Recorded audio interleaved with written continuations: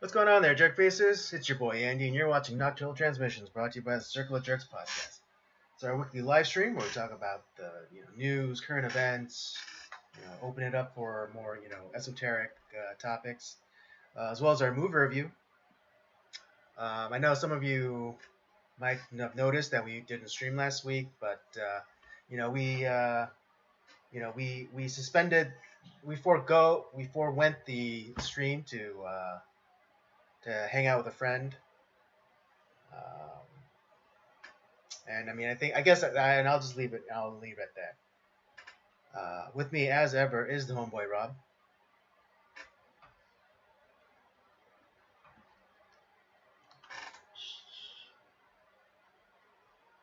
Last week, and that seemed a little bit more important than doing the live stream. But yeah, we'll make it up for it today. We got a couple of great movie reviews, and it should be a great time.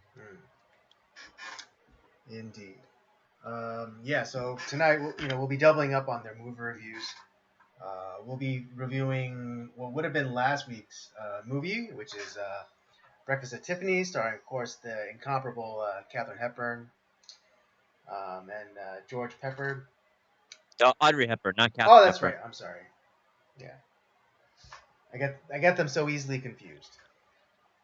But it happens. It happens. It happens to the best of us. That's why even monkeys fall out of trees. Everybody. But and also, of course, kind of wrapping up this month's theme of like plot twist. We have Primal Fear, starring Richard Gere and Edward Norton. Yeah, both of these films are great classics in their own right, and yeah, Breakfast at Tiffany's is one that's I picked it specifically because I wanted to talk to Andy about it, just to see like what he thinks about this film, because I think it's one of those interesting films that people know, or to be honest, they don't know. They know like a couple of scenes, but I don't know if a lot of people like really like have watched the movie religiously or like know it super well nowadays. And then Primal Fear is just awesome. So yeah, and with I think it's Richard Gere's best movie. Yeah, I mean, because what is it? We haven't really done Richard Gere or much of his work. I think the only other outside of American Gigolo, no, like it. Mm-hmm. So yeah, it's that'll be fun to kind of like dive into that film as well. We got a couple of great, I think, interesting news topics to discuss. Give our twist on our thoughts on that. Mm-hmm. So should be fun times. Indeed. But yeah, since we're off, a week, I guess we'll do a little catch up. So Rob, yeah, what's new with you? Well, as you can see, I got a whole new setup back here. Yeah, It's a little bit. I joke that Rob's gotten all highfalutin on me. Yeah, I got a new mic, got a new laptop, got a new light setup here for the setup here. Also picked up a bunch of great new movies. Yeah, there was a huge sale, so I took advantage, to the consternation of my wife. But hey, it's okay. I helped get her. Yeah, I got her the furniture you have wanted. to eat ramen noodles for a couple of months. Yeah, right. And yeah, actually, it was funny. Fun. I was off last week. Just kind of taking a vacation from work, and got to have a really awesome just film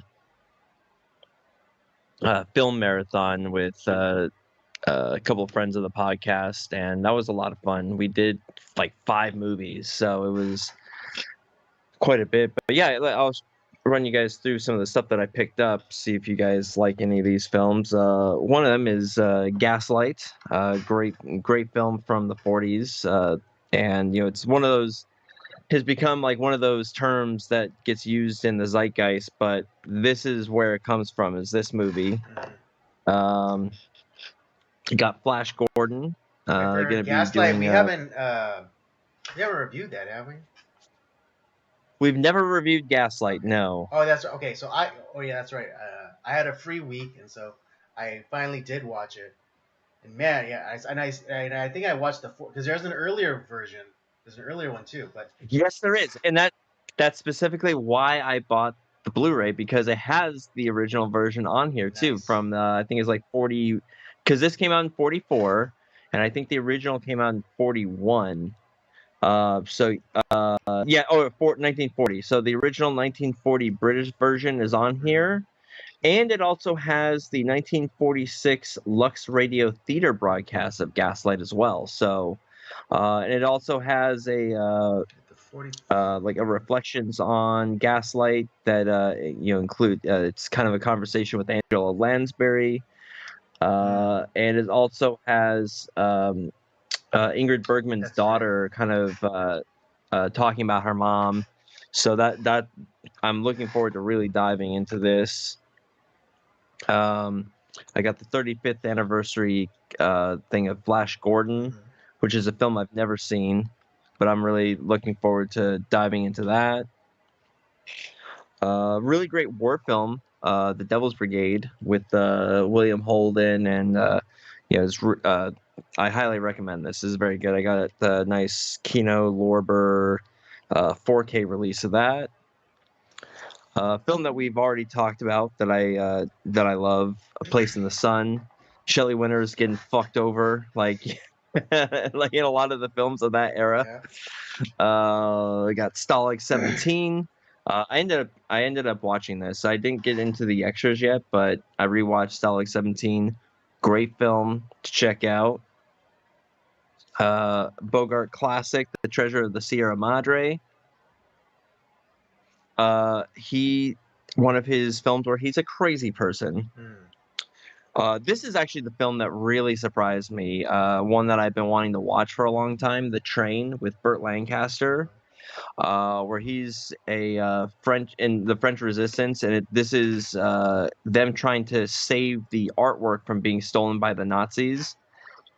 And this 4K of this movie looks like it came out yesterday. Oh, wow. The restoration looks amazing. It looks so good.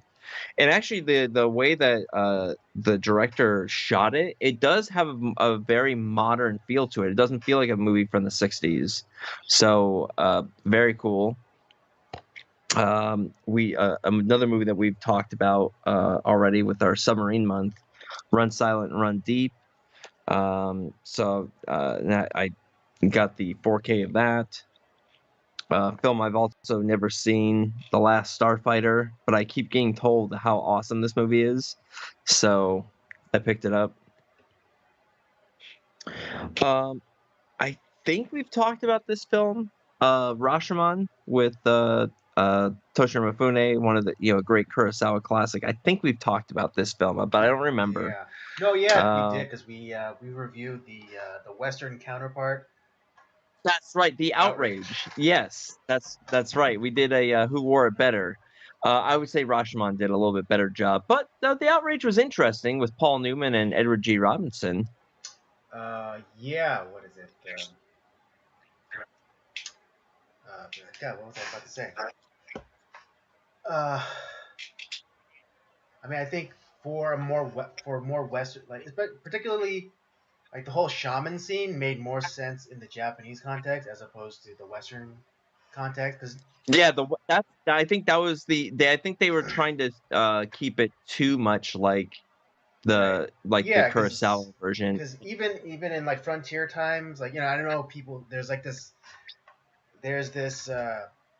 idea that frontier justice was like unsophisticated, and just like oh like if you're able to pull a posse together, then you're able to hang anybody you wanted. But no, there it was Yeah, yeah. there was there were sophisticated systems in place so that justice might have been or was meted out in the Old West. And Well, yeah, but because I think there's a good way to tell like like yeah, a and Rashomon style story in the mhm. West, but the outrage I don't think was the right way to do it. Because even in the context of the Old West, no, and then and kind of like under, and I'll give it the not as robust a system in place. Still, in no way would they include the testimony of a shaman channeling the spirit of the dead. Yeah, So no. so in that way it was flawed. Not to say that the outrage was a perfect movie, but or a perfect translation, I should say. Um, it was still good on in its own right, just Yeah, not perfect. yeah. But it's a fun film. If you're looking for something different, The Outrage is definitely different.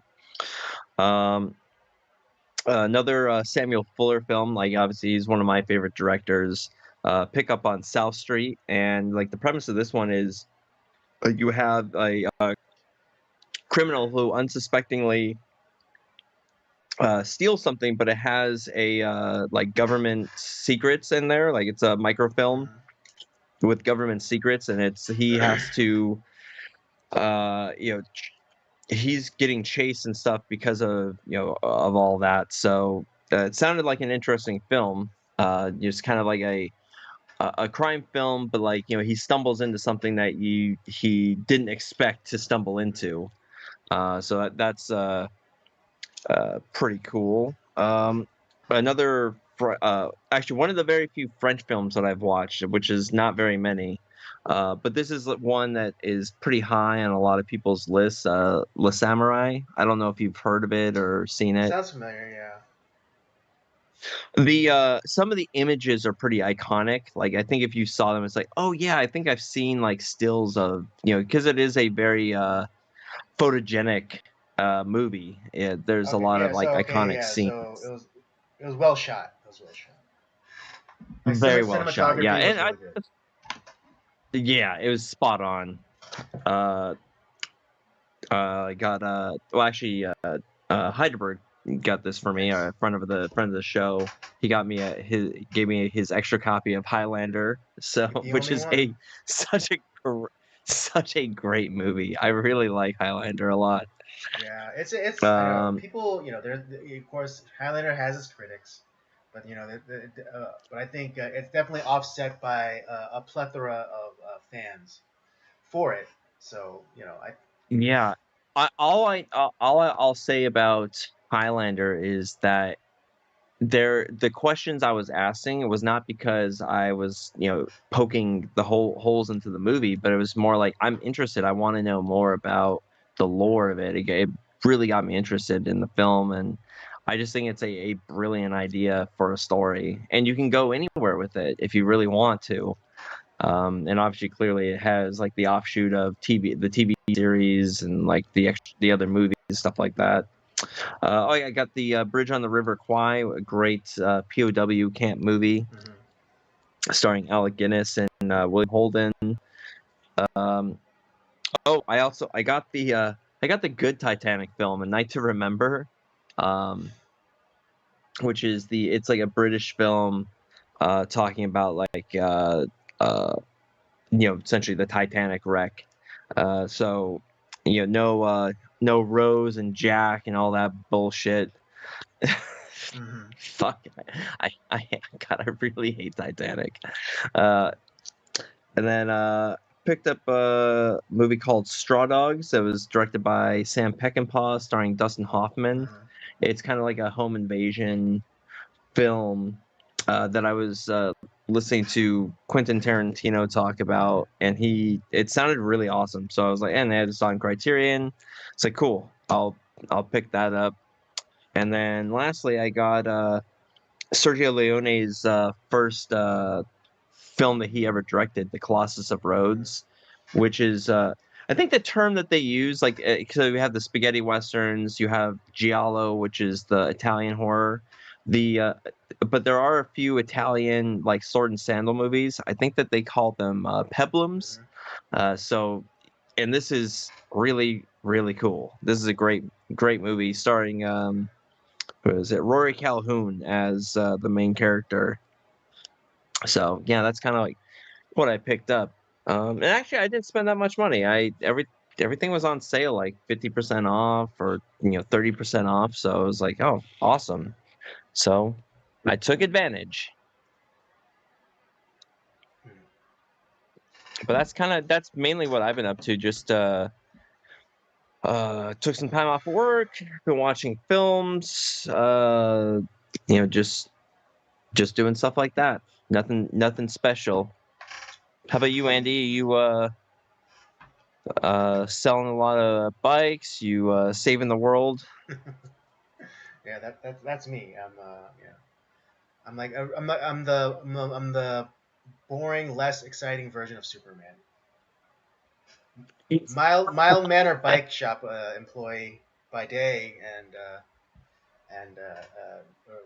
restless crusader. Yeah, Superhero by night. restless crusader by night, or at night, or like Yeah, well, by that is true. morning. Let's say, because I only volunteer in the morning. But yeah, I mean, just still doing the outreach stuff. Um, I did actually. I know it's a constant refrain, but yes, I did help to facilitate a really big sale. So that should be something that should be celebrated. Yeah, pretty. It was a returning customer, and he bought today. Actually, the deal was closed, and he bought some uh, fairly expensive bikes. Um, Nice. so yeah, I can one for his son and one for himself, and actually possibly a third one in the future for or at least in the recent future, because he's baller like that.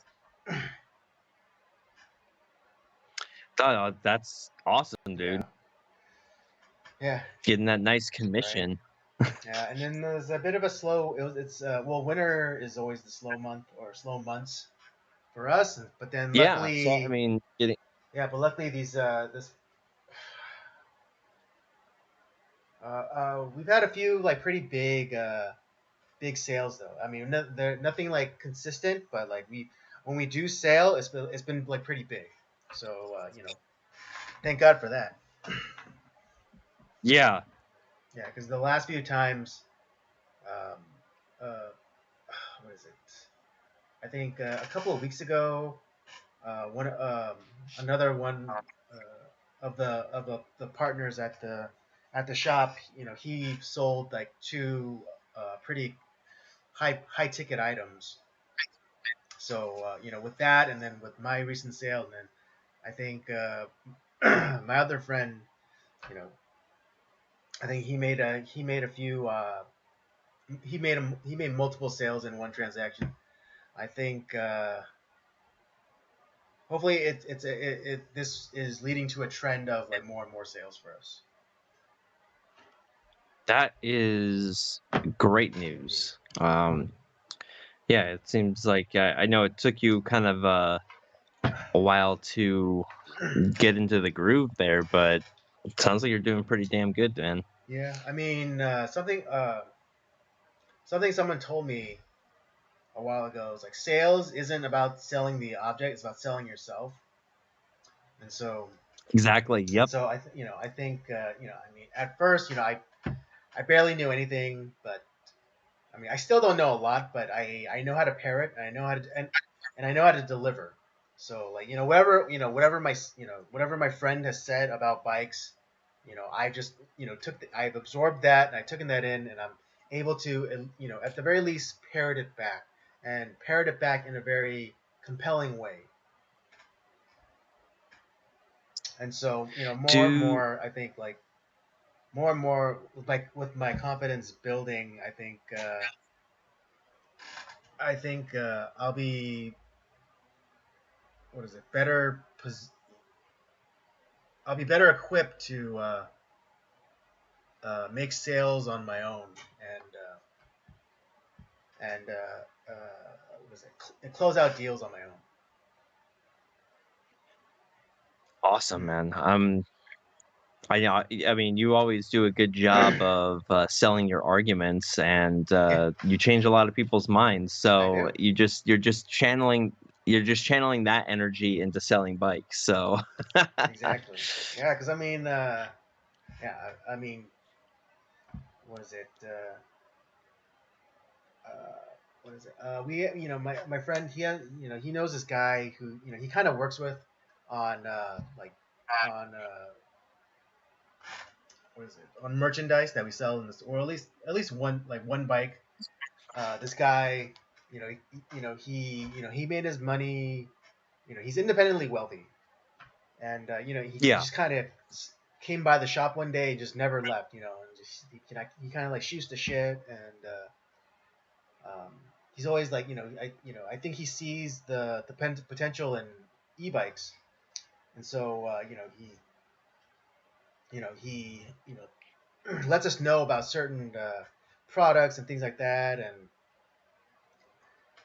but he's I guess what you would call a liberal, not a leftist, but a liberal in like the class in the like the early '70s version of liberal.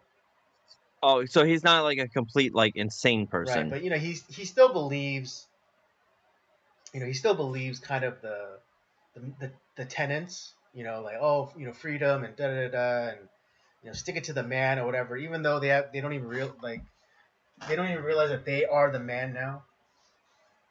Um, Yeah, but yeah, I remember, like, cause him and my friend, the owner of the shop, they would always get into these arguments about pro life and or pro choice, um, and he would never seem to make headway, right, with him. Um, but but when I talked to him, I actually got him to concede on some issues, which is pretty big, because he, like, from what I've never seen him like get into like a shouting match with my friend, but from what I hear, like, he's very passionate about like what he believes, and that's fine. Um, even though he's completely wrong, it's okay to be wrong. But yeah, but yeah, because when I was talking to him about it, I uh, I think one of the tactical errors that my friend makes is he came. I think a lot of times he'll come with it with a tinge of religion, but I hmm, came at it from the angle of being just logically consistent. Like, A plus B yeah, equals C. You know, and so I just walked him through the argument.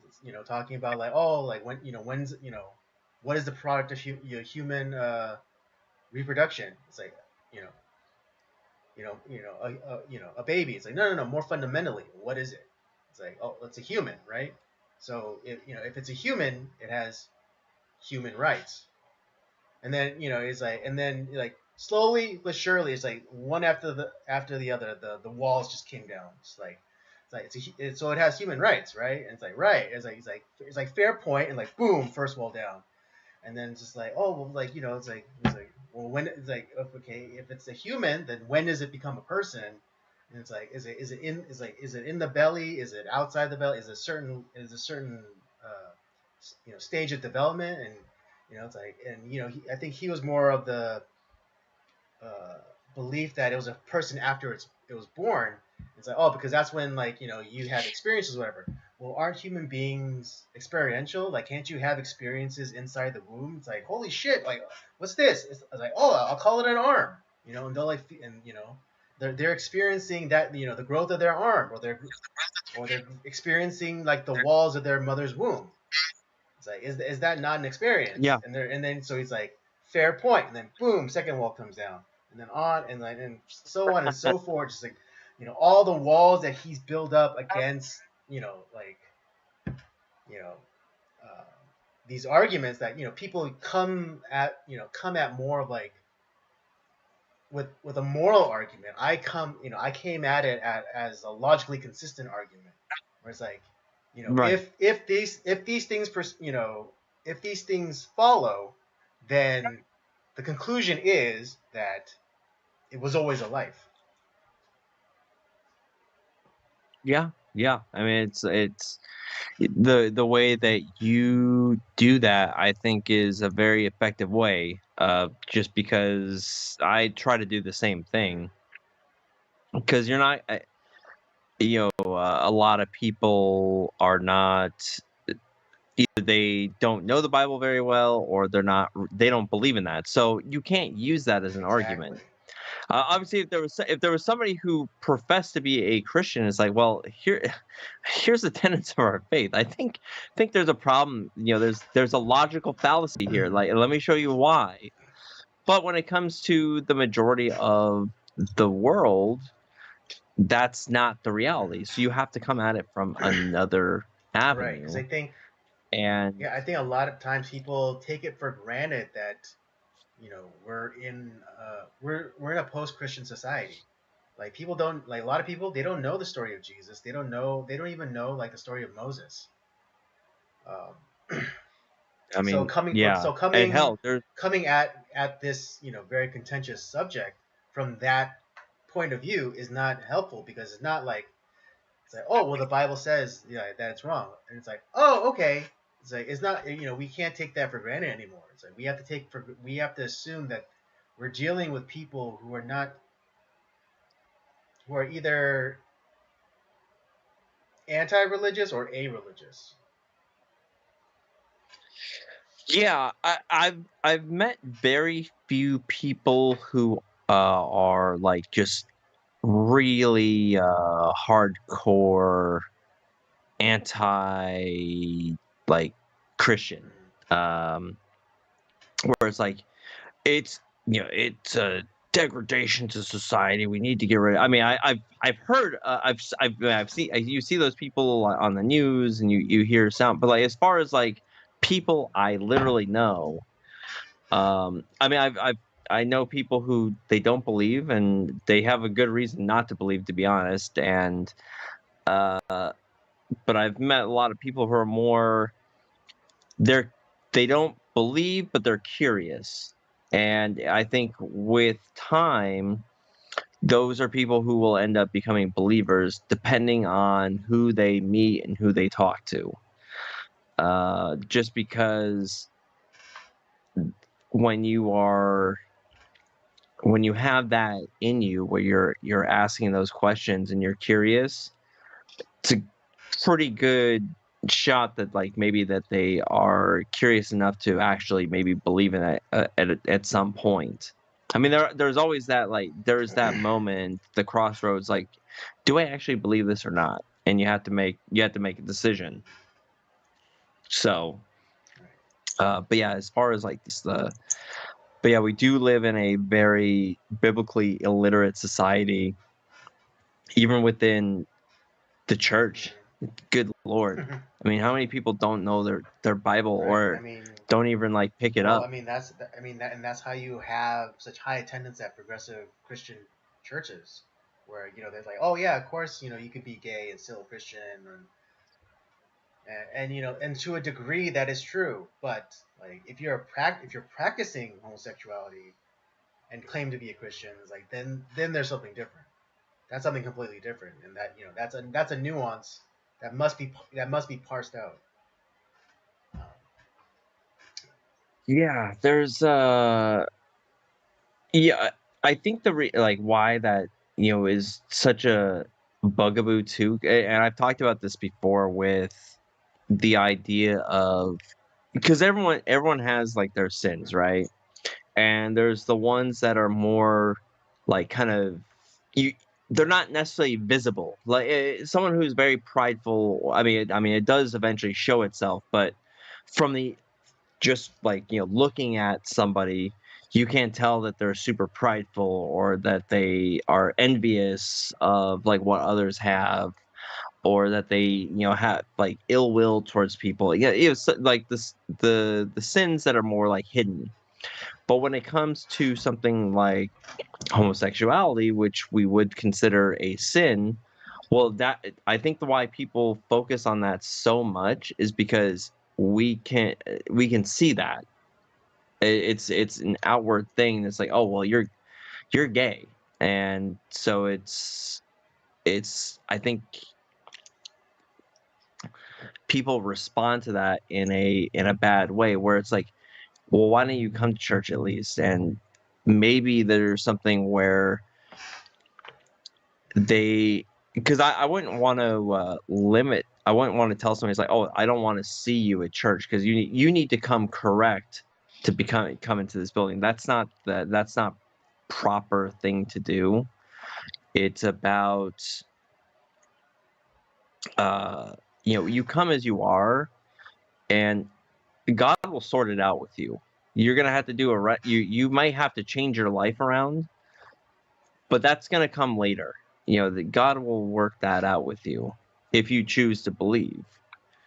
Now, if you choose not to believe, then who it doesn't matter. They're not gonna change their ways, and it doesn't really matter. But if you do end up becoming a Christian, yeah, there's gonna be a lot of things that need to change. But that's you don't have to change that stuff to even get in the building. And I think some people have that incorrect.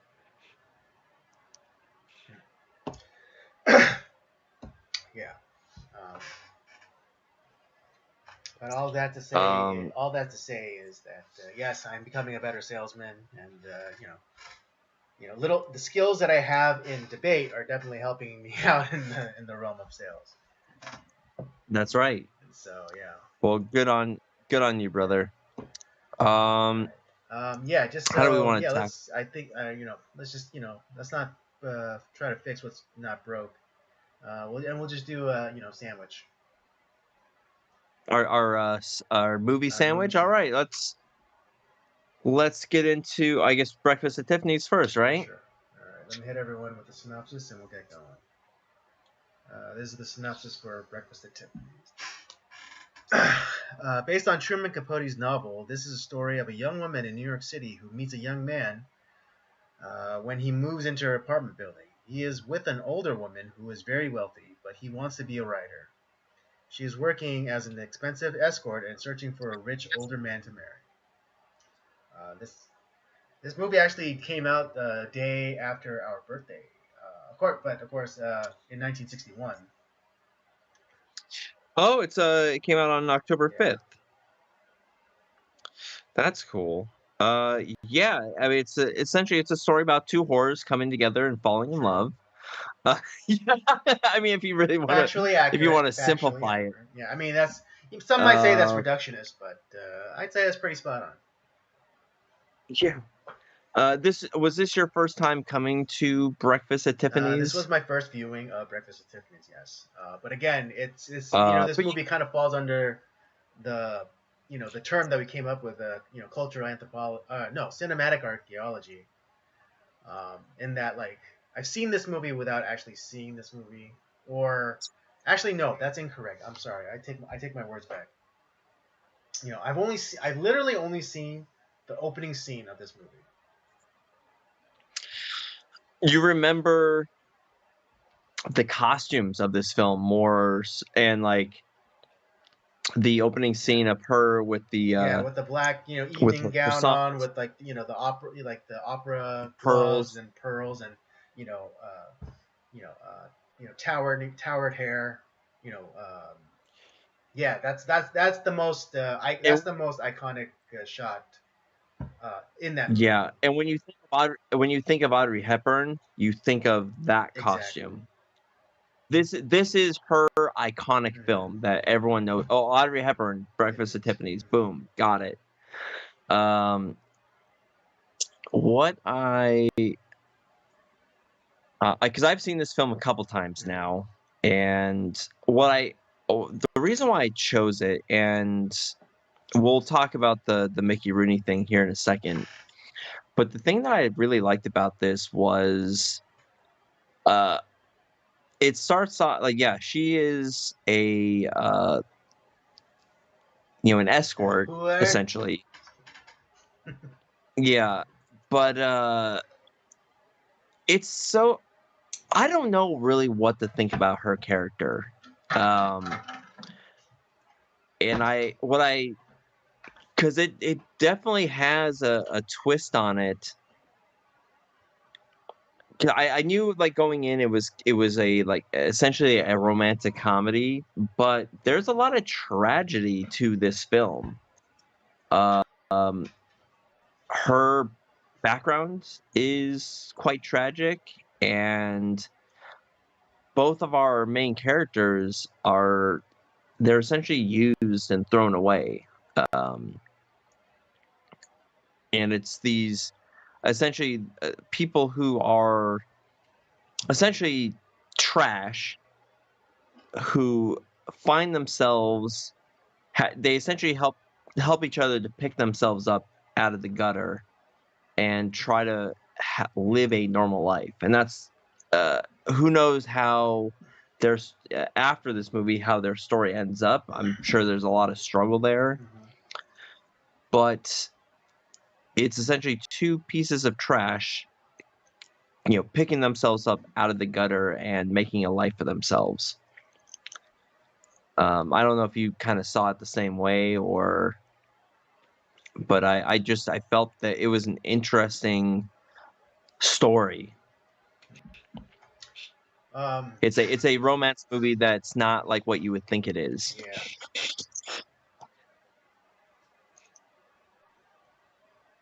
I don't know. There was well for me there was somewhat of a unbelievable quality to Audrey Hepburn's character. Um, um, I know, a lot of her character is like kind of like explained away by having like a really messed up childhood and things like that. But I don't know. There's something that just was unbelievable about her character just and uh, and really lacked a believability. I mean, it was entertaining. Don't get me wrong, it was entertaining, and I think Audrey Hepburn uh, did a really stellar job. But there was just this, yeah. I just couldn't believe this character. What about her character? Did you have a hard time with as far as like is she's because there are times where it seems like she's quite smart and very like she kind of knows maybe she doesn't know what she wants, but like she doesn't seem Hmm. dumb, but at the same time she is super naive. Right. I guess that's part of it because like these these competing ideas about who this woman is. Like, say, oh, she's like this very savvy, city girl, but she comes from middle of nowhere, flyover country America. She's super savvy in the ways of dealing with cosmopolitan men, but she's also very innocent to the way that she's being used to as basically a messenger for the mob. And I mean, perhaps these disparate characteristics can exist in a person, but it's just very unbelievable for me. So here's where I'm gonna maybe what I'm gonna say I think might help you a little bit in understanding this character because she is naive. We do know that, and she's been used by a lot of men. Because Martin Balsam's character, who is a person I think she's been with, but who also for some he does care about Holly's because that's her character's name, Holly Golightly. He cares for her character, and obviously, at the end of the film, does go out of his way to help her. But I think when Martin Balsam's character and the our main guy when they meet up, he even says to him, it's like Yeah, she needs a lot of help, and it's like she's very naive, but like in a not in a bad way, but like it's like she gets herself into a lot of binds, and that's why like I hang around and I try to help her out because he feels bad for her. Right. So I think that's where yes,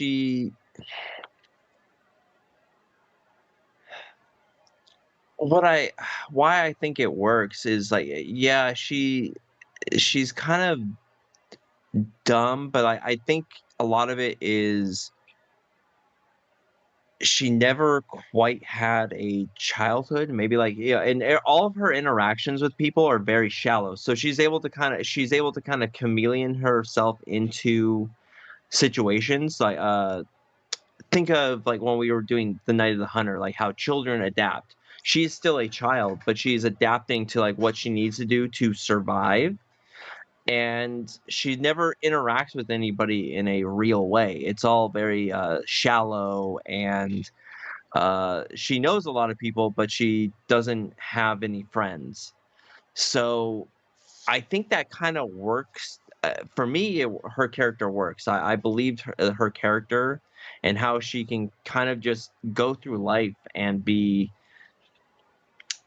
how to survive. And uh, I mean, how many people do we know where like they're dumb as a box of fucking rocks.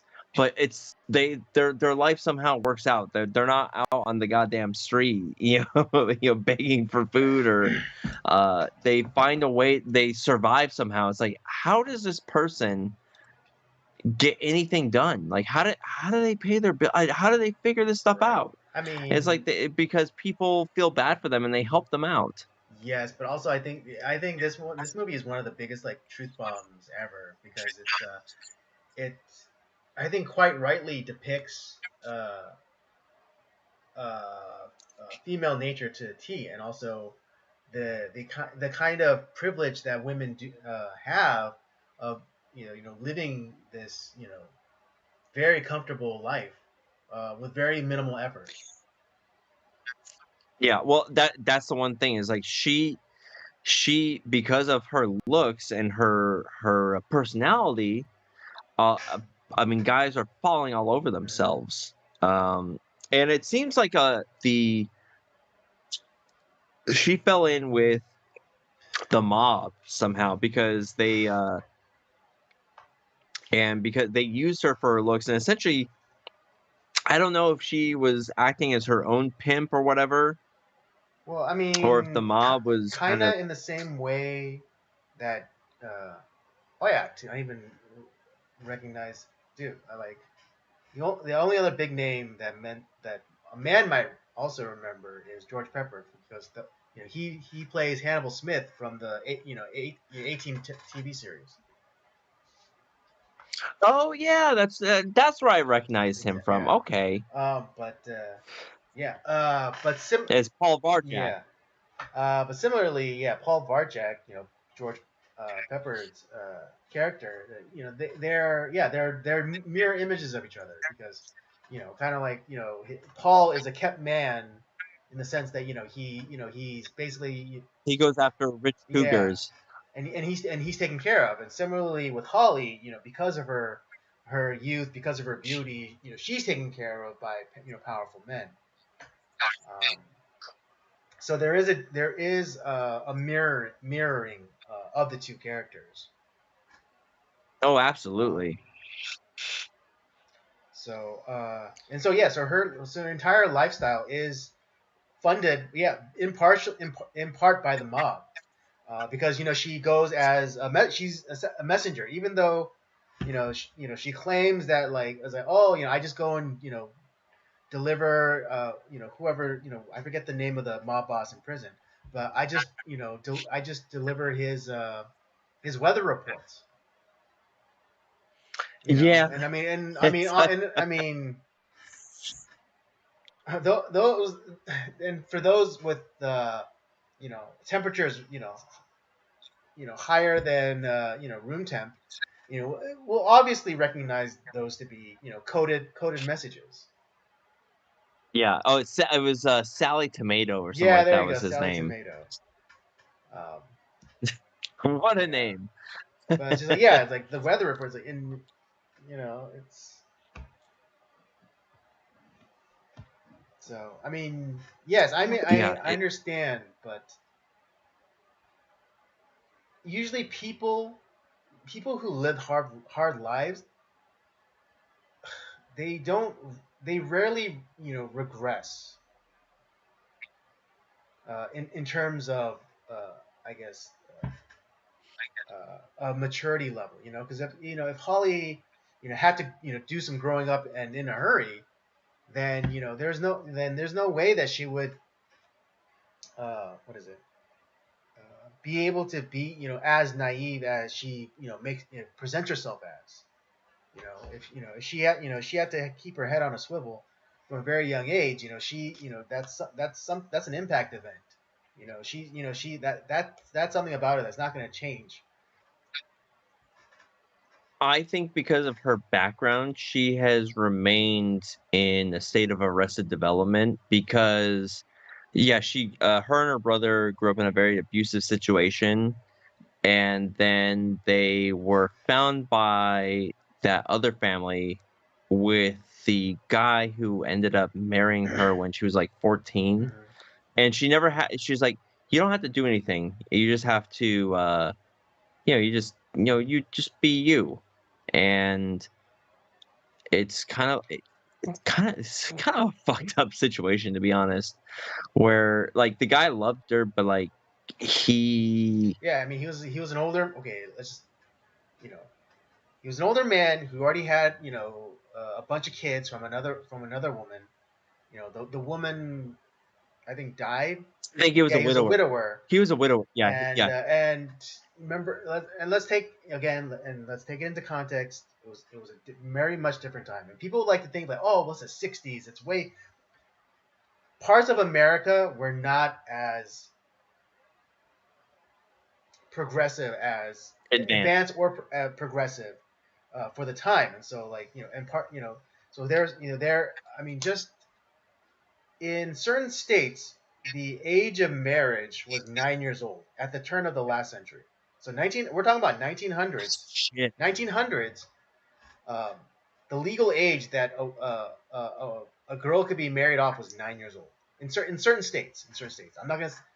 I have to double check my sources, Yeah. but I know for sure that at the turn of the century, so at the turn of the 1900s, in certain states, it was still legal for a girl of 9 years old to be married off. Okay, Jesus so Christ. from 19 that's I know people like to say that's 60 years. Like yeah, but again, even in the 1960s, a lot of these progressive ideas about like feminism and blah blah blah didn't make it into the heartland until well into like the 70s and 80s. Yeah. It's so yeah. That part didn't like. It wasn't that part bothered me because yeah, I agree with you. It's like this is just. eh, do I like it? No, but did it happen? Yes, and so we had to acknowledge that. Well, like the way that this guy kind of treated her, it's like, hey, you don't have to learn anything. You don't have to cook. You don't have to clean. You don't have to do anything. I just want you to. He just was looking for a companion, but like he didn't allow her to. There was nothing for her to do, for her to grow up. Right, and I guess another one of the problems is not uh, again another way that this movie is a truth bomb for like the female condition or the female nature is that there's no what is it? There's no expectation or burden of performance for women. Yeah, At least in the modern context, because I mean, if you're still like if it was still like act what is it? If you're agrarian society as America was for like a good like 200 years, then yeah, no, there's no way that a woman was not expected to be able to help around the house or help around the farm. Um, because if they they would didn't, everyone would fucking exactly die. That's the thing that you relied on each other for. uh, for Right. survival. And it's like, okay, I'll do this part, and I need you to be over here, or we all die. That's what's gonna happen. And even if everything goes according to plan, people still died. That's it. That's how crazy it was. There wasn't a whole lot of time to think about anything Right, else. exactly. And so, yeah, that's another part of like why I don't like. I find Holly Golightly to be an unbelievable character because, like, if she is from like rural, like flyover country America, and and her first husband, was this man. Oh yeah, Doc. That's what his name was. Um, Even if he was just like a dirt farmer or whatever, there was no way he would say to her, like, "Oh, you don't have to do nothing. I didn't ask you to do anything. I didn't even ask you to raise my kids." I just I think I think this is a guy who was because from what it sounded like is that Doc essentially adopted Holly and her brother Fred, and in a very Woody Allen esque yeah, in a very uh, Woody Allen fashion. fit of depression, married Holly, and I at this point, like, because he had his kids helping him and stuff like that, it was just more of he wanted that Yeah, he just wanted a companion. Yeah, he wanted a companionship, companion. but it and maybe in a physical way, Mm-hmm. but most likely in the physical way. Like there was one thing that Holly, I'm sure, did, but as far as like the other, because he knew that she doesn't know any of this other stuff, so he didn't expect that for her to do that because his children already were taking care of those responsibilities. So it wasn't she wasn't a drain on anything. So okay, It wait. was I just mean, more of like, maybe this part I missed, but like his kids were so at the time of their marriage, his kids were mostly grown. yes. So they were probably about like some of them were I think were about the same age as Mm-hmm. Holly, if not a little bit older. Because he's an old Right, man. He's in his going into his 50s, I would imagine.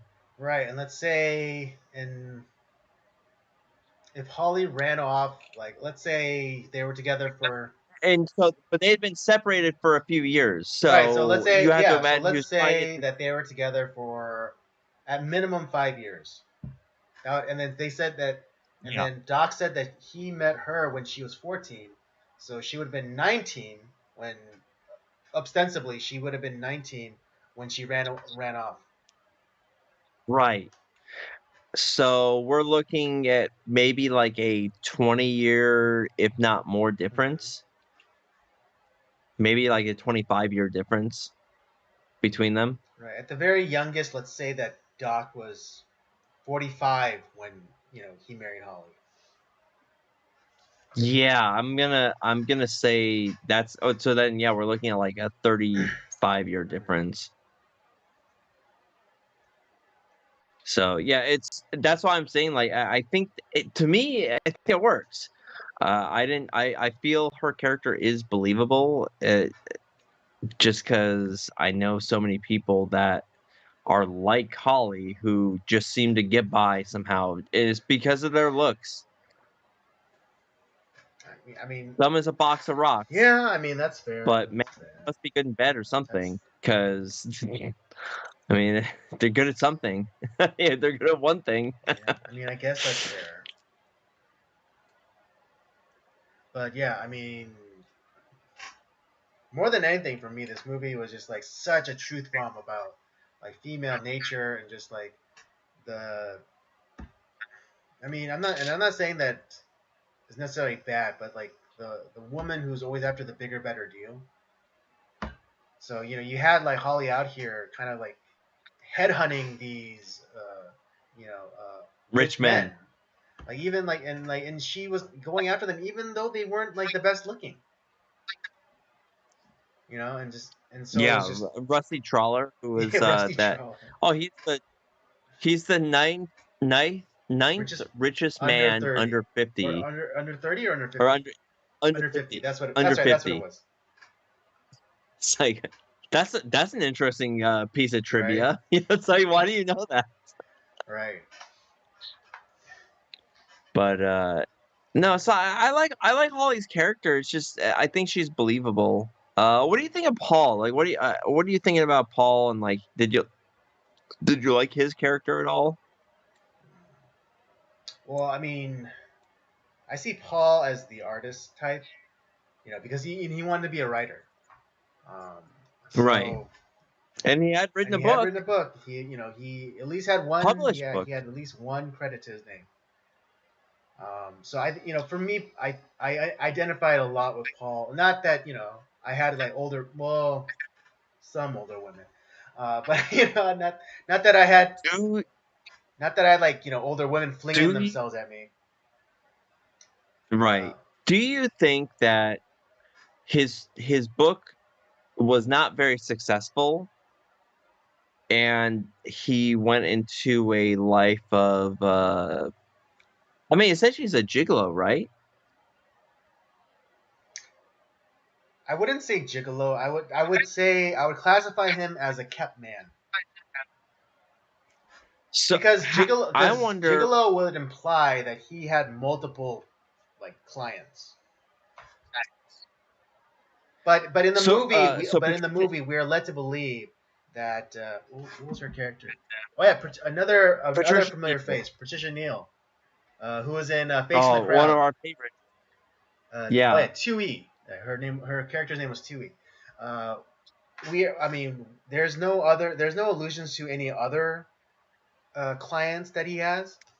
It's only Patricia Neal's character of 2E.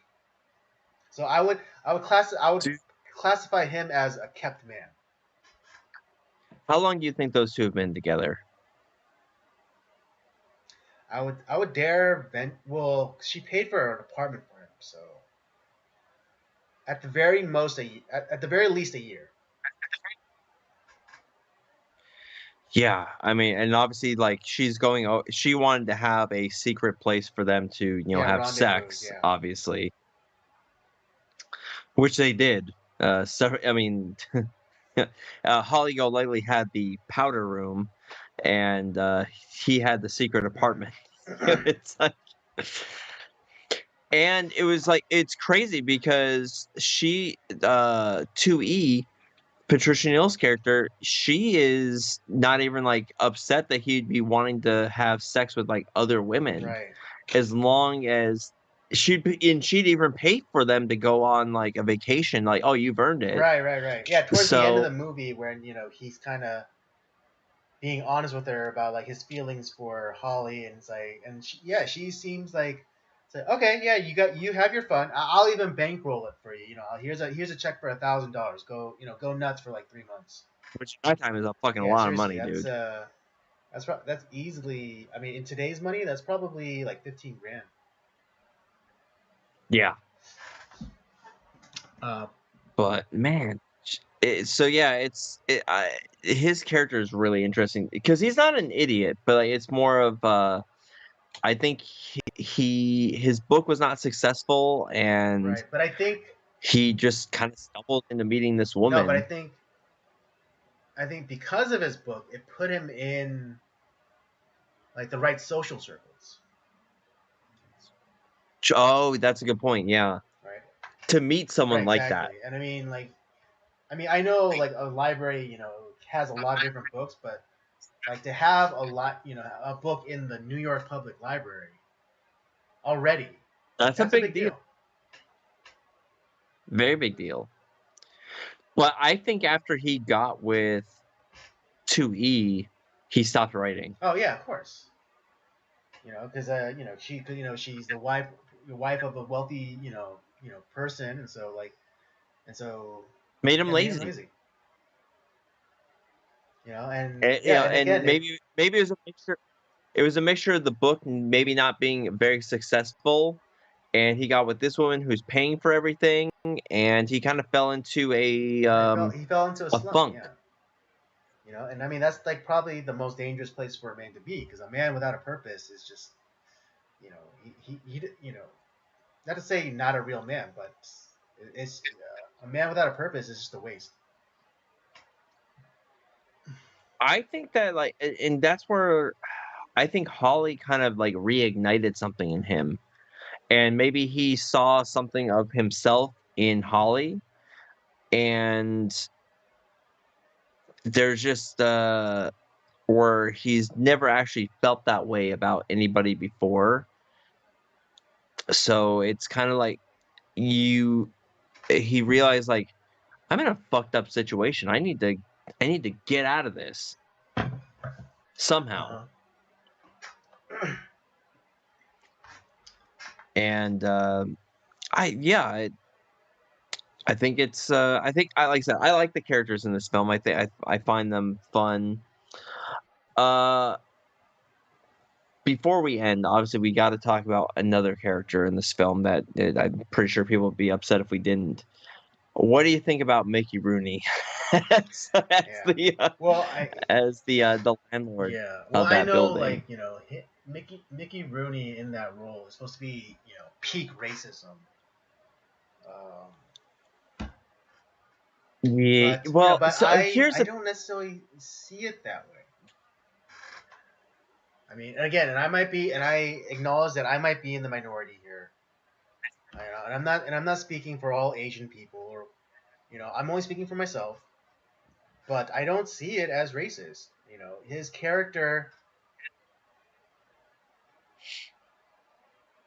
character was not, you know,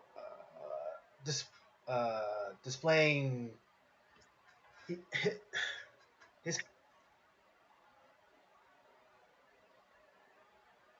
his character did not have like, yeah, well, it's kind of exaggerated, but well, like, okay, in terms of his physical features, yes, some things were exaggerated, like the whole, like, you know, buck teeth and things like that.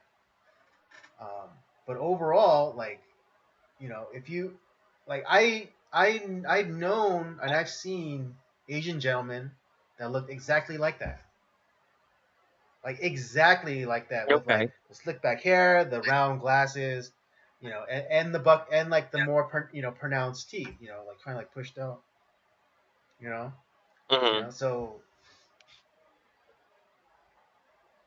you know, I don't necessarily see that as offensive, like I, you know, because I've seen that type of Asian exist in the world. Secondly, you know, it wasn't as though he was like some poor dumb immigrant. He was, again, he was another artist. He was a photographer, who you know, shot for, so if I think I remember correctly, some pretty big magazines. Like they're like, when Hollywood have her parties, you know, some of the, you know, the beautiful woman in there is like, oh yeah, I just shot with God, what was his character's, That's right. That is right. Yeah. what was his character's God, name? what's his? Yeah. Oh Yeah. yeah, What's his character's name? Unioshi. Mr. Yeah, Yunioshi. he was a photographer. And he also shot Holly too, and I think he shot naked Well, pictures of yeah, well, Holly. not yet, because that was the enticement. You know, at the beginning of the film, where it's like, oh yeah, we get to talk about those pictures you always wanted, you know, to take. You know, and then you got like that, you know, big smile. Like, it's like, oh really? Like, you know,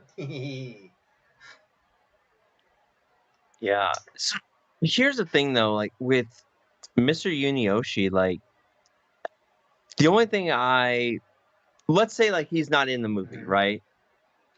Does that take anything away from the film?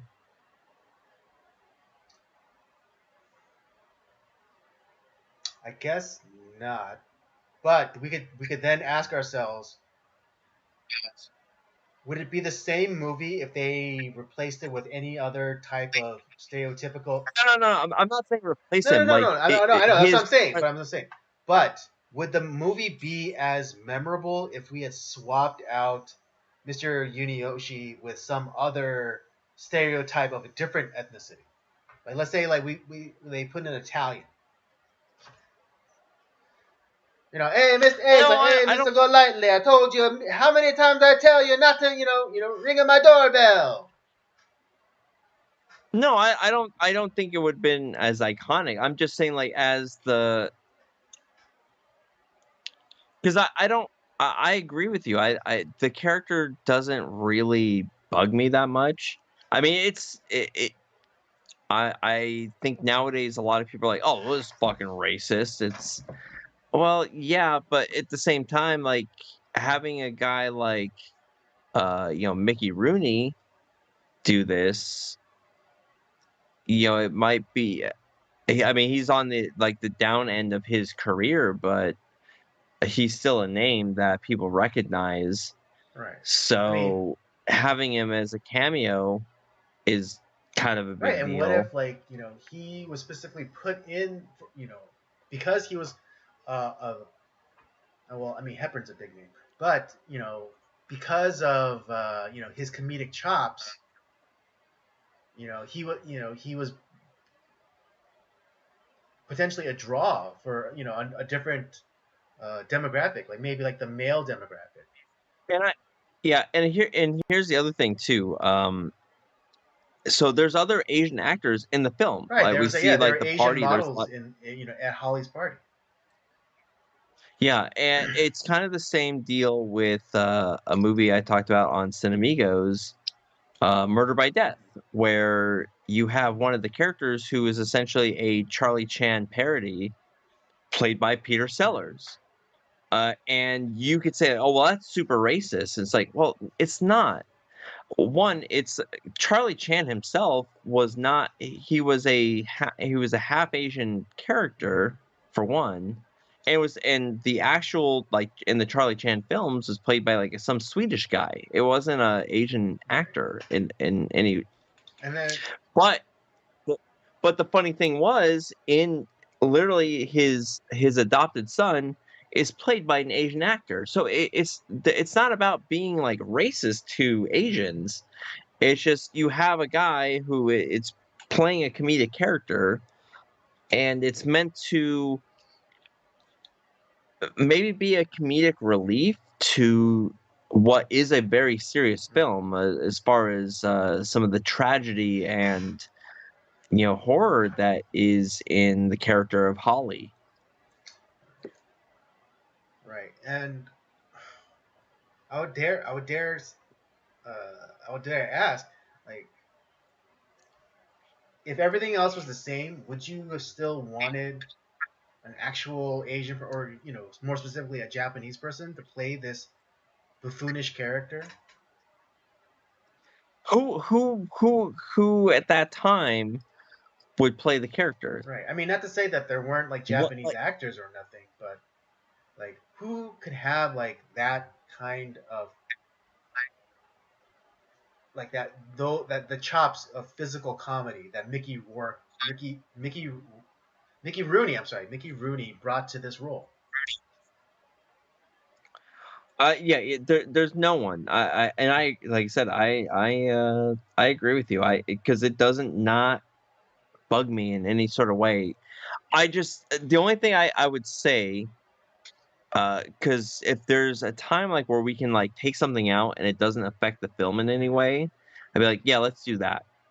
I don't think Mickey Rooney necessarily adds anything to the film, or yeah, and I think taking him out of the film doesn't hurt the story in any way. But it is a comedic relief, if you will, Mm-hmm. to the darkness that is Breakfast at Tiffany's. True. Yeah, I mean, because yeah, what is it? In the movie Dragon, the Bruce Lee story, in one of the first dates that Bruce Lee and Linda, I forget her maiden name, but his soon-to-be wife go on a date. They go watch Breakfast at Tiffany's, and it's just and then it's Yeah. like the opening scene, and they see Mickey Rooney, in Asian face, whatever, and then Yeah, I remember that. Yeah, I remember spoke, this. and the Bruce Lee character, he's like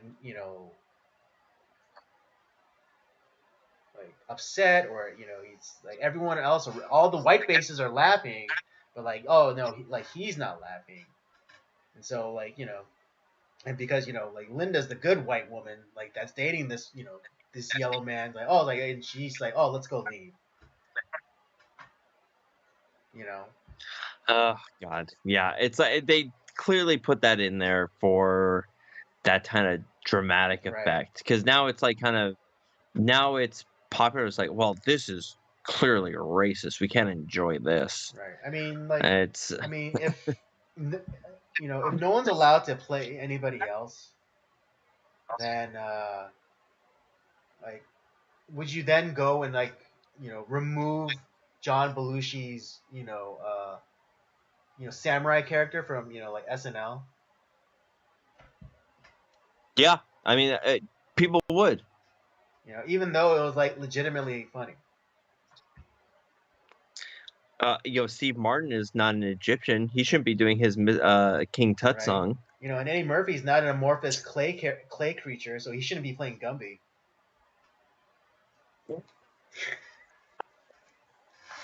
Oh man, we're in a weird I time, know. man.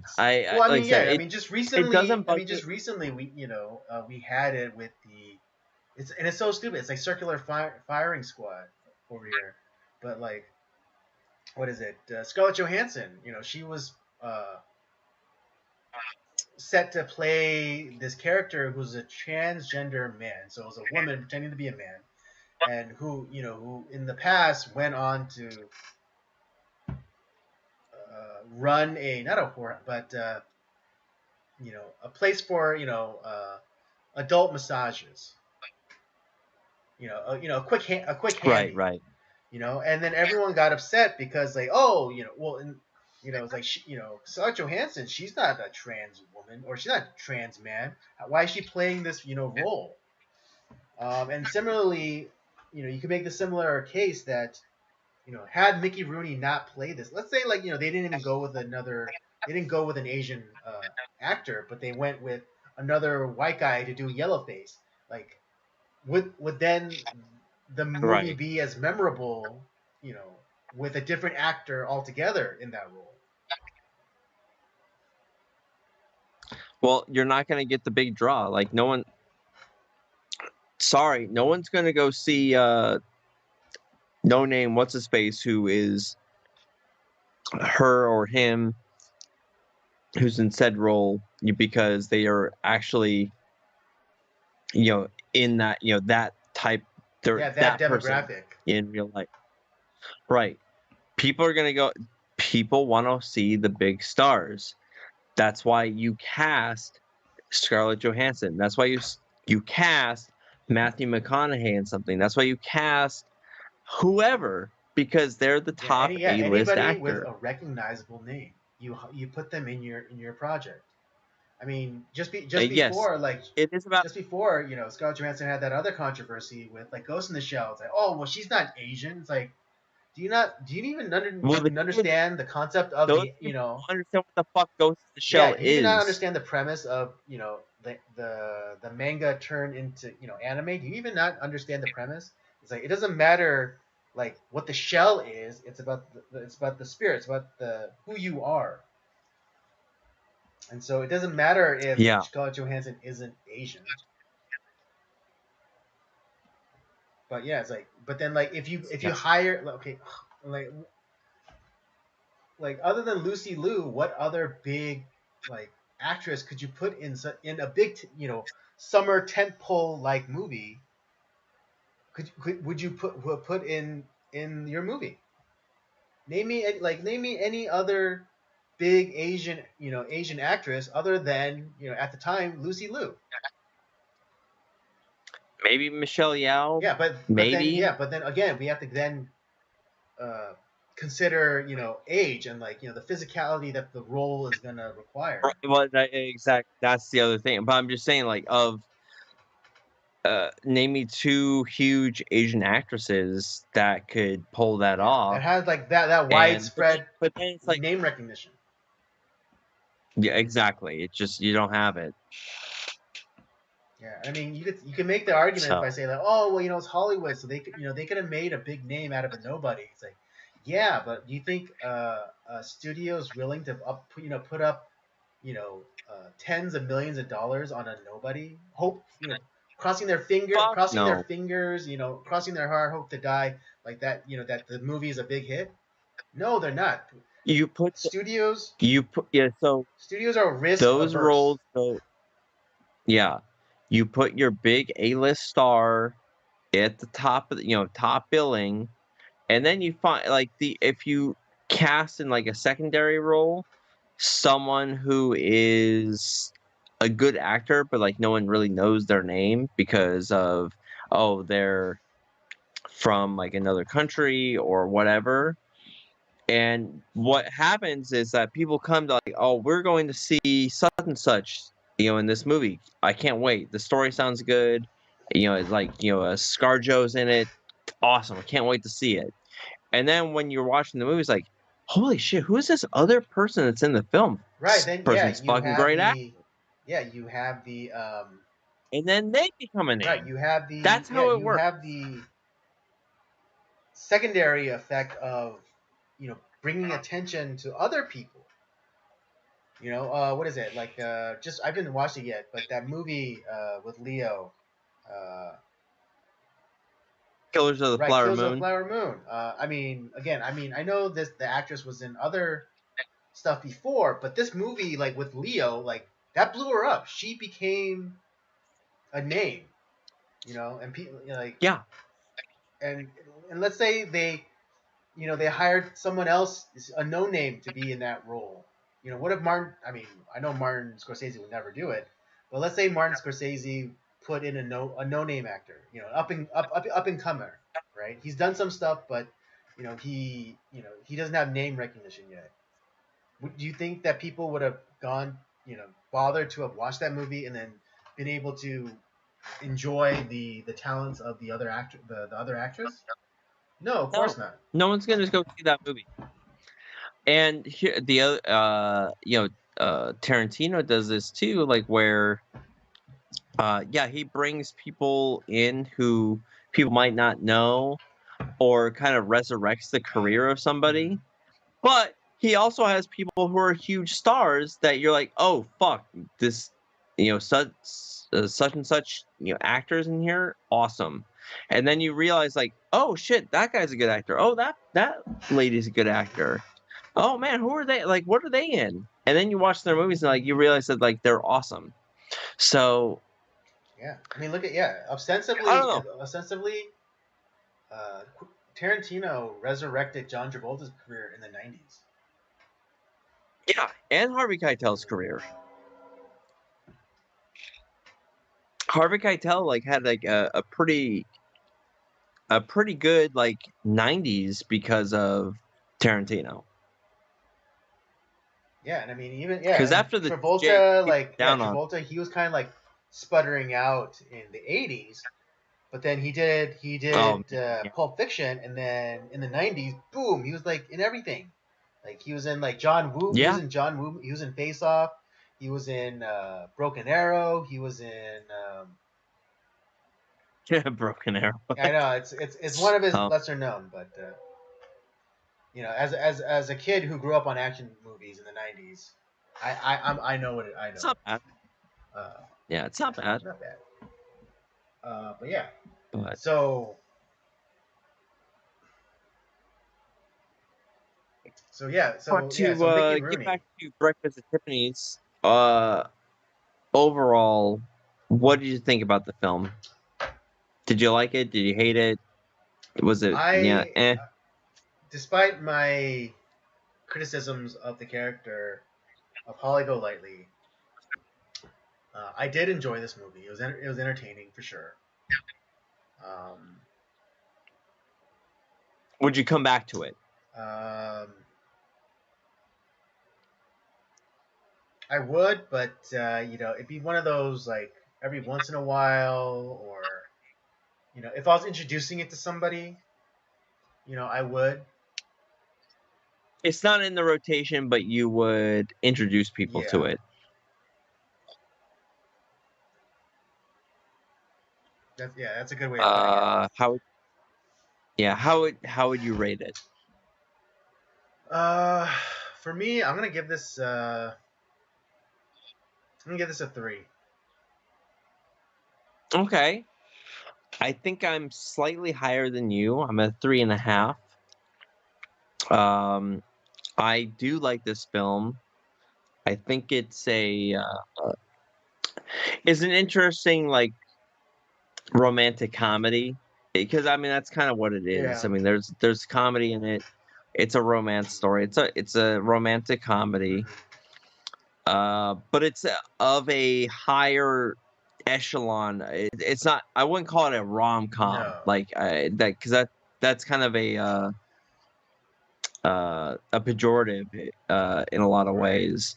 But it is a romantic comedy that has a lot of heart. That has a lot of interesting elements that I enjoy. So yeah, 3.5. And I think Audrey Hepburn, this is like her iconic role, but I think she's done other films that are better that no one talks about. And all the characters I think excel in this film. So yeah, 3.5. All right. There you have it. That's our review for Breakfast at Tiffany's. I give it a 3. Rob gives it a 3.5. Definitely a movie to check out. You know. All right. All right. Well, should we get into our Yes, topics? indeed. Where would you like to start? Why don't we start with the All border? right. You got it. Those of you who I'll be don't right know, back. under the current administration, we've been having unprecedented amounts of illegal crossings, into our country. And just recently, the Supreme Court weighed in, and in a shocking, what was it, 6-3 or 5-4 decision in favor of the federal government, uh,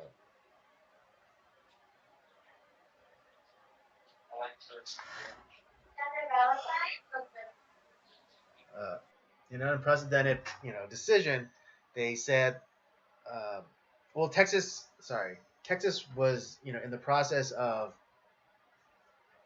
securing the border themselves, because the federal government had been really lacking in that area, and so the Supreme Court uh, ruled, or passed a ruling, in a very in a with very narrow margins, that that Texas had to relinquish control of the border, but surprisingly, Texas, or maybe not so surprisingly, Texas said, go screw yourself and continue to uh, lay down razor wire along the border.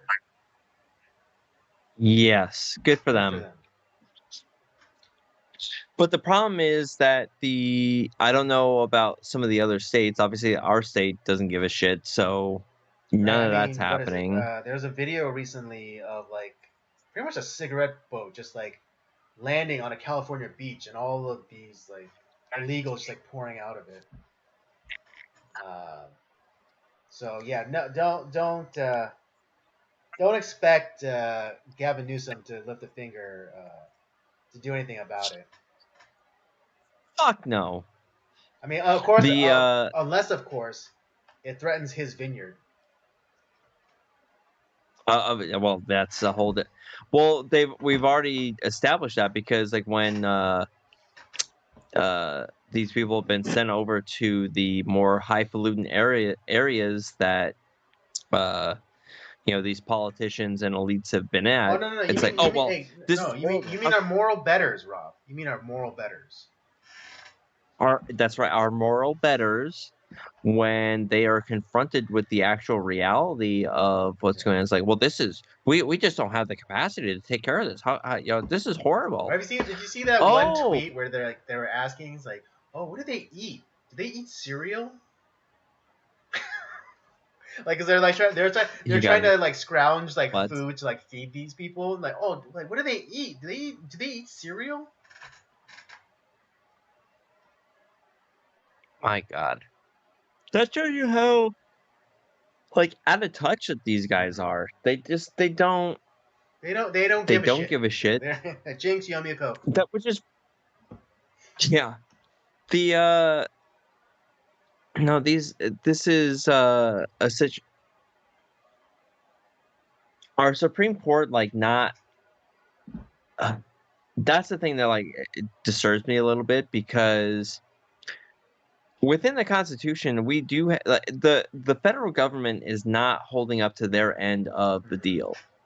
You are supposed to protect our borders from foreign invasion because that's what's happening.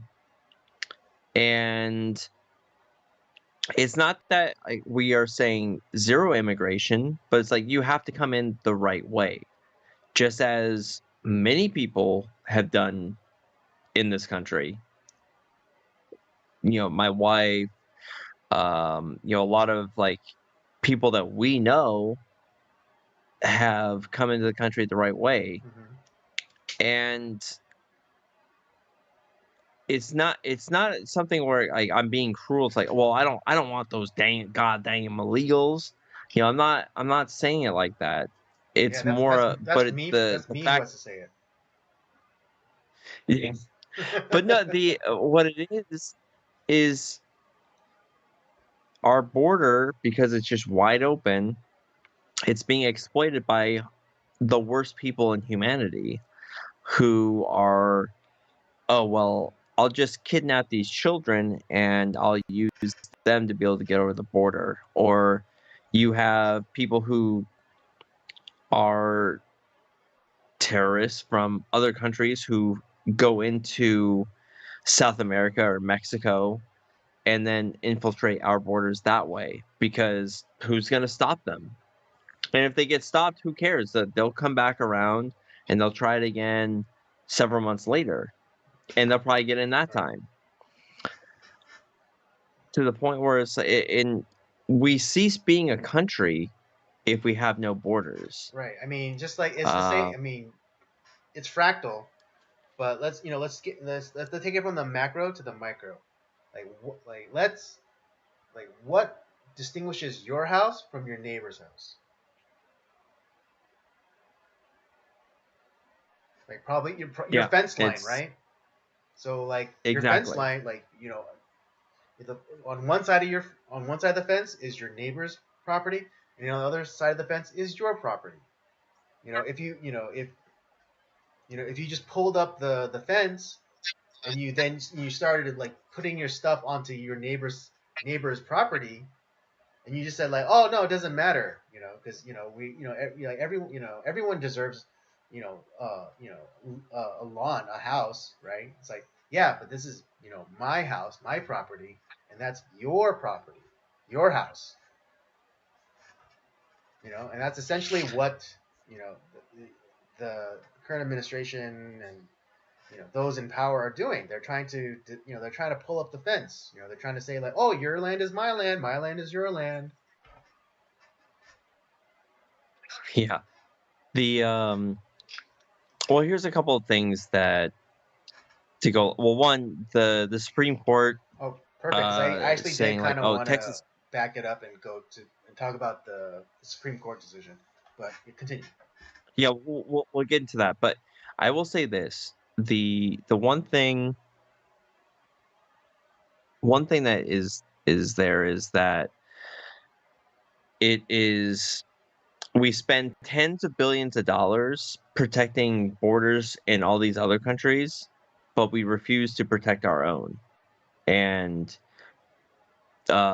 people within our country are being put into dangerous situations because of that. So there's that.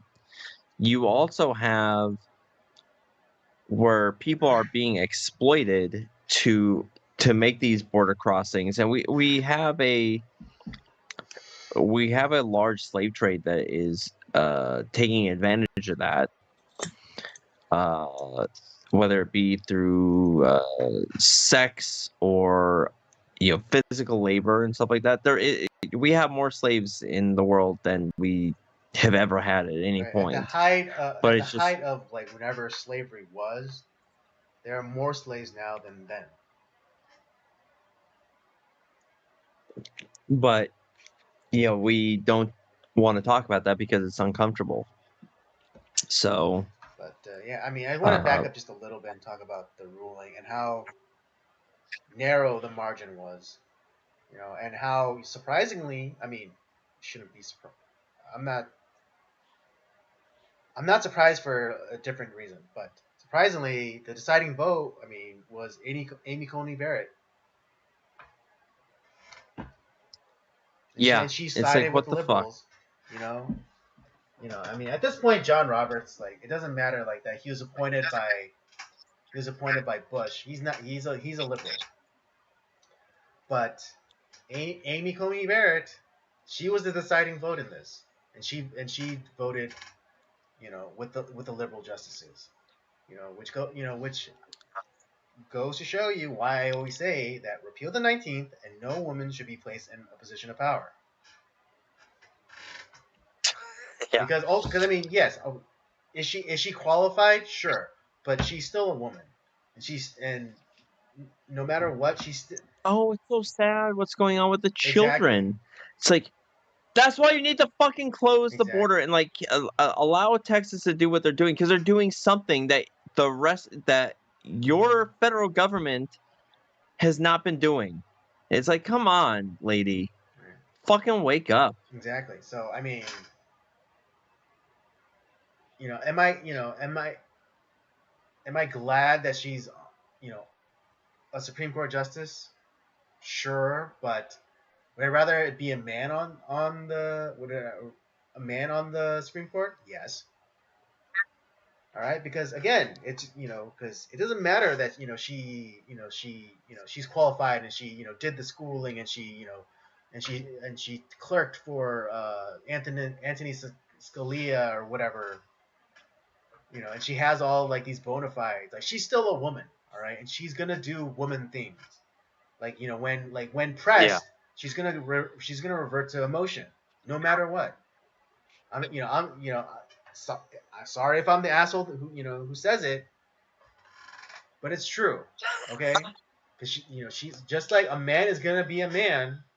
When pressed, a woman is gonna be a woman when she's pressed. And when you show pictures of oh, poor babies at the border shivering and dead in the Rio Grande, she's gonna vote to let them in. Yeah. And that's why, like, honestly, like, I give a little bit of respect to Greg Abbott. It's like, he's just kind of like, yeah, fuck that decision. Yeah, I What are they mean, gonna do? Arrest me?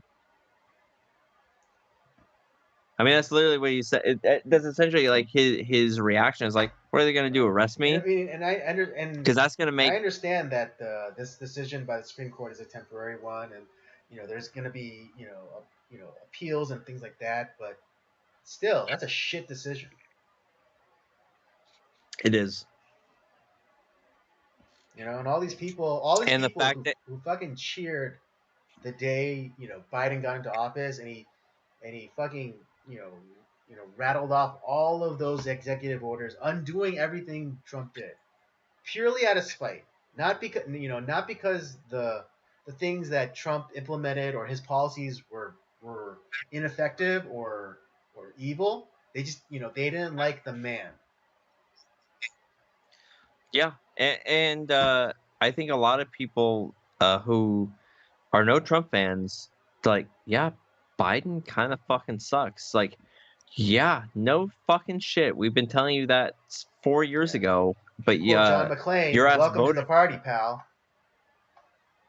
Yeah. It's like, well, welcome to the group.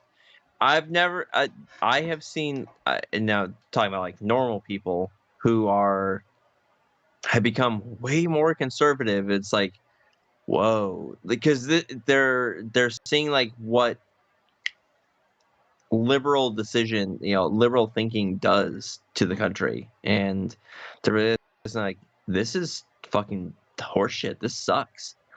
Yeah, no fucking shit. And you make me look. You say like I'm the monster because like I'm not nice and I want to care for everybody and like I actually care about this country and not about what's going over on like the Ukraine or in uh the Gaza Strip. And I'm the asshole. And it's like, but you realize that like our country is completely falling apart, and it's gonna go away if you don't actually, maintain it. Right. I mean, people like want to let all these poor innocent migrants in, but like they won't even fucking give a homeless person a slice of bread. Yeah, You know what I mean? In New York, there's a what was it?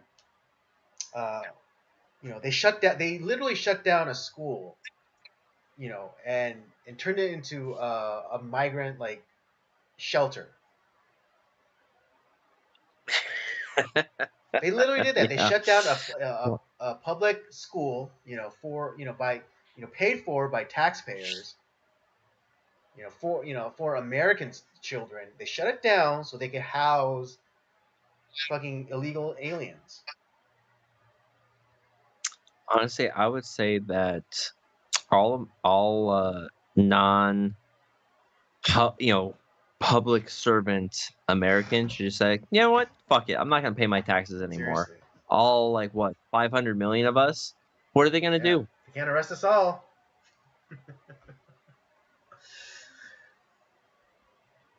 You might arrest some, but you're not They gonna can't arrest arrest us us all. all. I mean, come on, like you don't have the space and you don't have the Yeah, you don't have the power. manpower to go into every individual homes to arrest people. It's just an impossibility. And And then also, you can't. There's and no like way. I mean, uh, as long as you still have your soul, there's no way like the on the ground day to day like police officer is gonna go in and arrest innocent people. that's how you honestly at this point, that's how we're gonna have to fight back against the government. Especially if we have another shenanigans, led bullshit election like we did, 4 years ago. That's going to be the only way to fight back is you take their money away and you stop giving them money. Stop funding the government. Yeah, I know that. It's so funny because they always scare. They always use the scare tactics like, "Oh, government shutdown, government shutdown. People aren't gonna get their It doesn't affect you in their any social way. security checks or Government whatever." shutdowns. Yeah, exactly. It's like, oh, so maybe some state parks will close. You'll be closed down for a little bit. Ooh, like do you think what? Do you think Do you think the congressmen and senators they're gonna go they're gonna go one day without getting a paycheck? Fuck no, they're not. No. And like everything is pretty much automated. So the people who are supposed to get like the big fear mongering tactic is to say like, oh, people they're not gonna get their welfare benefits or their Medicare or whatever. Everything is fucking automated. All right. Like Yeah. a lot of it's done with direct deposit. So it's like so people don't even get checks anymore. It just goes straight into your bank account, and you don't Yeah. need someone to push buttons to send that money into their accounts. It's already set up to go straight into their accounts every month. Yeah. But I would say like yeah, if we have another bullshit election like we did last time around, I just say, fuck, our protest, don't pay your There you taxes. go. Yeah, Just just don't all of file. us. Don't do it. Hell, even if it's only half the country, yeah, fuck it. Can't arrest I us saw all. this really interesting reel about how a long time ago that people actually had a say in whether we went into war. I mean, went into war like more directly, and that was through the purchase of war bonds.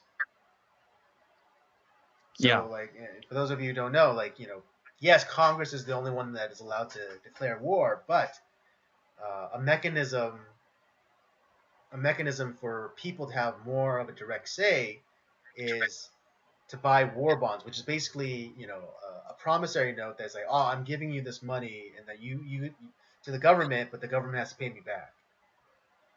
And so, and Yep. that's how, That was an yeah, that was investment. investment, and that's how they were able to fund war, or that's how they funded wars back then, through uh, direct, was it soliciting of the public.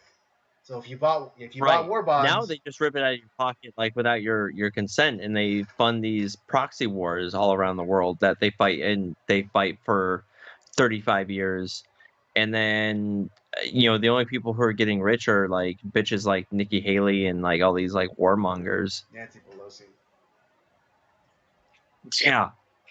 who invest in what you think is like completely unrelated, like some sort of plastics company, but then that plastic company is a subsidy or provides a specific plastic part to the weapons manufacturer, that that plastic part goes into like their smart missile, Yeah. Some bullshit, right? man. So I mean, that's literally Um, how yeah. how they do it. I'm not that seems like an exaggeration or hyperbole. Yeah. That's literally how they make their investments. Yep. That's how they do it. It's a whole shell game of them, and you wonder, like, why these people, they go in with no money, and then they come out, like, richer than God after they leave office after 70 years. Exactly. Um, but yeah, it was something I wanted to talk about. Like, it's never, I don't see it ever getting fixed, to be honest. Yeah, I mean, Even if, I'm not even if Trump were to get in, I'm not even optimistic that he'll be able to get anything done, no, right? I mean, and seriously, like all this talk about, and there, okay, but particularly on the Republican side, there better not be some talk about like, oh, we need to get these illegals like on the path to citizenship bullshit, if I hear that again one more time, I'm just like, right? Because I mean, you're the because same fuck. because I understand realities and just like the logistical. I mean, just how we said like, oh, they can't arrest everyone for like refusal of paying taxes. There's no way that we can get, what was it? I think the estimate now is like 20 million people, illegal aliens. There's no way that we can kick them all out, Nope. right? No, It's it's never never gonna gonna happen. happen. It's So, but but therefore they should not be given a pass. They should not be given the same liberties as a citizen of this country. That's where you have to stop creating incentives for them to be here. Right. Yeah. So I mean, I've had this conversation with a bunch of people. I mean, like even one who's like I had a discussion with a dreamer um, a while back, about this a very not this very situation, but with just like kind of like the idea of illegal immigration and things like that. And I said, and I basically said, all right, yeah, you could stay here then, but you have to forego any benefits. You can't apply for welfare. You can't ever get the vote. It's like I mean, we can maybe talk about like the kids, like even like the ones that you had before that came with you, but you specifically, you the adult who knowingly broke the law, will never have the franchise. You will never have the benefits. And then we could Yeah. talk. And I mean, like she got It, upset. Yeah, of course it was. Oh, I mean, I didn't mean to out her, but of course she was a woman, and she got upset. But I was like, how could you be if I so transgress the mean? boundaries of your home and I just started eating all your food, wearing your clothes, using your internet, and I didn't pay back into the system, would you be fine with that? And every decision, like what color paint to color, to paint your room, if I had a say in that, would you be okay with it? No. Of course No, not. then why are you saying that these people who knowingly broke the law should have the same rights or benefits as someone like me who was born here, or someone who went about the legal way, and paid, tens of thousands of dollars to do it the legal way. Right. Why should you be the same? Like, yeah, because again, I understand realities, and there's no way we can kick out everybody. But if you want to be here, then you have to put into the system, but you can never benefit from the system. That is the caveat. That is the one compromise I'm willing to give you. You could live here, but you can never benefit. I'll make that deal Yeah, today. you cannot benefit. You cannot apply for welfare. You can never get the vote. I'll make that deal today. I'll make that compromise today. It'll never happen. Exactly. I say all this knowing that it'll never happen in a million years. No one has the fucking balls to put that through. Exactly. The speaking of a lackluster administration in power, let's talk about some Taylor Swift. If we have to, if we must. Gosh. Here is the thing with Taylor Swift that one, honestly, I couldn't name you a Taylor Swift song. They all kind of sound the same to me to begin with. All I know is it's like, oh, look at me, how relatable am I? I'm the cute, not non-skank girl, even though in real life I'm a huge whore that's slept with all these men. Yeah, but she is immensely popular.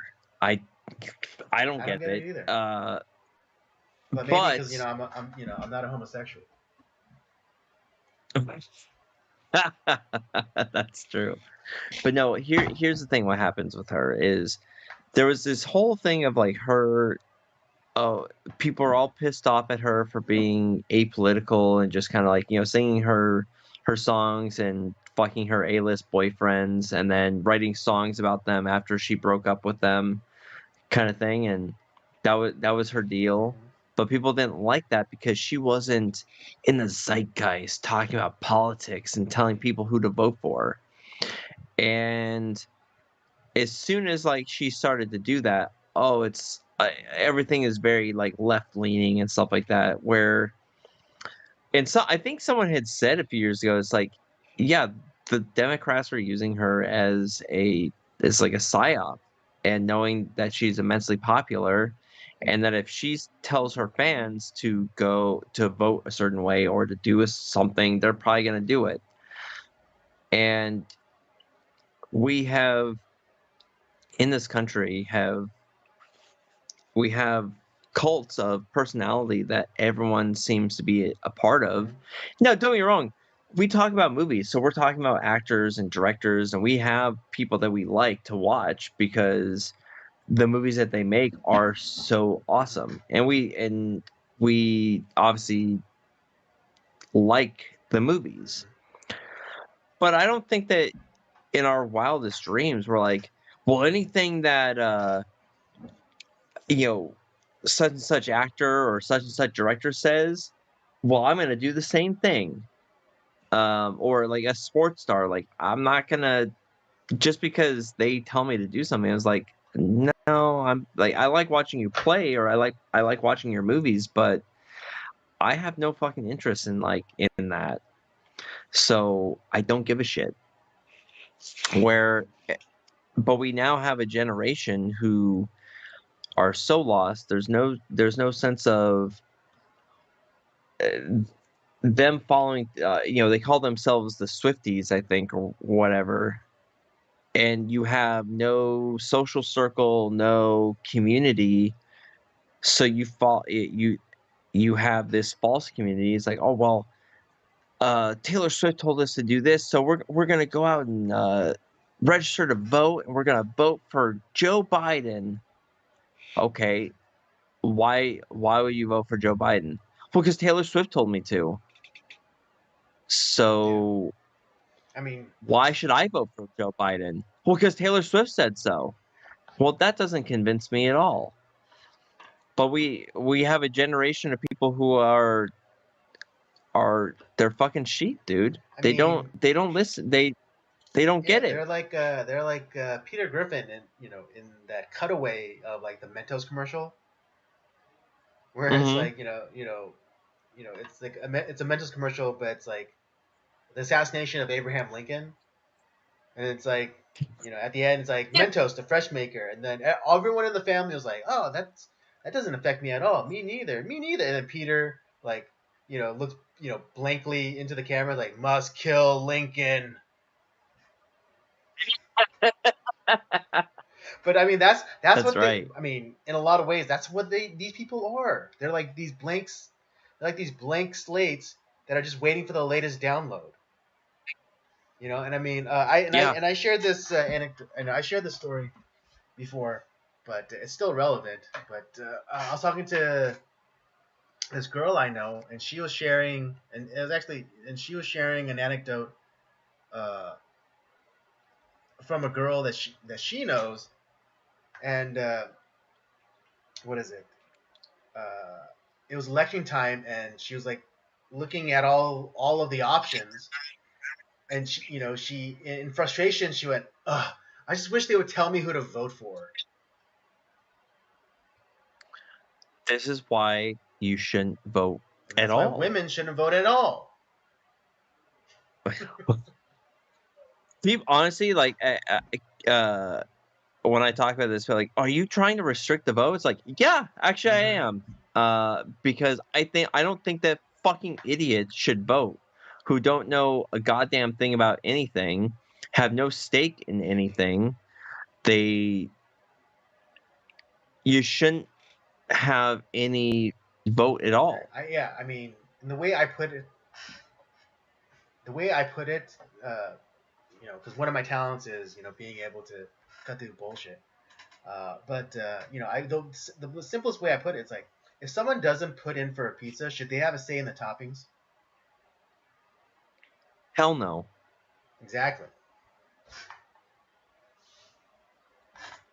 So like, if you do not familiarize yourself with the policies of a certain person, or you just don't do the work, just don't do the work, right? Should you then have a say in who gets elected to office, or what policies get implemented, or no? Duh. Of course not. And I mean, even and everyone, and again, it's like these tricky little things, these tricky little word plays that they do. It's like they keep calling it our democracy. It's like, we're not a democracy, we're a republic. All right, representative government. No one has direct representation. It's all representative government. That's why we Yep. elect a president to deal with other countries, because like, if we had to go and deal with a country ourselves, it'd be tiresome. Yeah. All right, and the whole idea of our country was to be a republic. So not everyone had a say. We're all represented. We're all represented by somebody else that we choose from within our communities. Yeah. So that way, like, one group of people can't lord that, Yeah, like, tyranny they of the outnumber majority. another group. Yeah. You know, and That Because that would collapse in on itself. That would have collapsed on itself hundreds of years ago. exactly. And what is it? And only landowners were permitted to vote, because, like in my pizza analogy, like they're the ones who put up for the pizza. Yep. So they should have a say in what the toppings are. Not the freeloader who's or not the farmhand that doesn't own any property. Like, what does he care if the government wants to raise taxes, so that they could pay for some social program. I would give up my vote today if we made that compromise. Exactly. I would, yeah. If the federal government came to me and said like, hey, all right, Andy, this is the deal. All right, we'll limit the vote to landowners only. We'll revoke the 19th Amendment. but you have to give up your vote. And I say, bet. Let's do it, baby. Don't threaten me with a good time. Yeah. Oh God. But yeah, Yeah. everybody, But I mean, like stop and like the whole like convergence. worshiping celebrities like they're. Yeah, but the whole like and exactly like the whole idea that Taylor Swift is psyop is true, because like how in the fuck did her circles ever overlap with Travis Kelsey? Like their whole relationship is Yeah, designed for her to be in front of uh you know cameras all the cameras, but time. then also flyover country, because where what team does Travis Kelsey play for? Kansas City Chiefs. Kansas City Chiefs. Kansas City, Missouri, right in the heart of the country, right in the heart of flyover country. And why else would Joe Biden be going to the Eras You know, tour? seriously, because he really relates to Shake It Off, or you know, like yeah, because that song really speaks to me. Man, come on, man. No, like he might. Well, I shake a lot, so I guess this is So skababadoo. I shake it off. Come on, man. Go back. Let's go out behind the gym and do some push-ups. I guarantee. Let's say here's what happens. Joe Biden somehow loses the election or whatever. I guarantee that the relationship after November, if it doesn't go the Democrats' way, Taylor Swift breaks up with Travis Kelsey like immediately. Oh, easily, easily. That's a safe bet. That's an easy bet to make. I'm gonna take, I'm gonna put money down on that. Yeah, that's an easy bet to make. And then like we're gonna have a song about like how like horribly racist Travis Kelsey is. Right, I know, because he still plays for the Chiefs. And it's like how can you play for a team that subjugates And that Indians? appropriates the Indian culture. Or I'm sorry, it subjugates Oh yeah, indigenous indigenous. Oh people. yeah, that's the new hotness right there. Indigenous. Oh Oh god. my God. Jinx, you owe me a Shut the Coke. fuck up. I know. But yeah, it's just I'm so tired of this like cult of personality bullshit that because no one thinks for themselves anymore. Yeah, and I mean, like it's all and it's all pretty weird how big, like how quickly Taylor Swift kind of like blew up. No, it's it. There's just seems like an inorganic nature of her rise to popularity. I mean, not to say that she wasn't Yeah, popular already. I mean, because I know she has her fans. I'll grant it. I'll grant that. But just this like constant like I saw a picture on Twitter where it's just like a magazine rack and like all the covers were Taylor Swift. they're all Yeah, Taylor Swift. Yeah, that seems like a little. that's just too. She just happens to be on. She just happens to be on like 15 magazines all in the same Right, month. exactly. Yeah, make it. Yeah, like, come on, guys, make it less obvious. Like three is reasonable. Yeah, that happens. Like I was like, oh, it's someone so's got a new movie coming out. They're gonna be on like the cover of Vogue and People and Entertainment Weekly. Okay, that makes sense. But they're not on fucking like 17 different magazines in the same month. Exactly, I That's know. ridiculous. Yeah, it's like crazy because like that's then it's like she had to have been a part of all of those photo shoots for those individual magazines. I Yeah, doubt it. I mean, unless some of them are AI generated, it's also which possible because doesn't she now have like didn't someone like create like an AI porn bot of her or something like that? well, just in terms of like Photoshop purposes, like yeah, now it's just like easy. It's just like go like Photoshop now has AI, so you could just go in and like highlight an area. It's like, let's say like you have a landscape. It's like, oh, put in a pond, and then put in a willow, put in a mountain range, put in Yeah. a sunset, and then boom, you have yourself a picturesque landscape picture. I mean, Yeah. similarly, you could just put like Ridiculous. Taylor Swift in, let's say like she's like Running World or whatever magazines. Like, oh, Mhm. Taylor Swift in joggers and running shoes, you know, in front of a sunset. Boom, you have your image. Yeah. Well, that's all I got to say about that. Guys, stop worshiping people like Taylor Swift, Taylor Swift, or Yeah, or the whore of any of these Babylon. other like I probably. mean, come on, how do we not see it? Like her romantic life is been on display for at least 10 years. Like, she's like Yeah, I think she dated John Mayer, Tom Hiddleston, Tom John Mayer. Hiddleston. One what's his face Oh from yeah, the other Twilight? Taylor. There you go. Taylor Lautner. Um, The fact that I know any of this shit like is I'm ashamed. I mean, I'm not because I just shame her for being such a huge whore.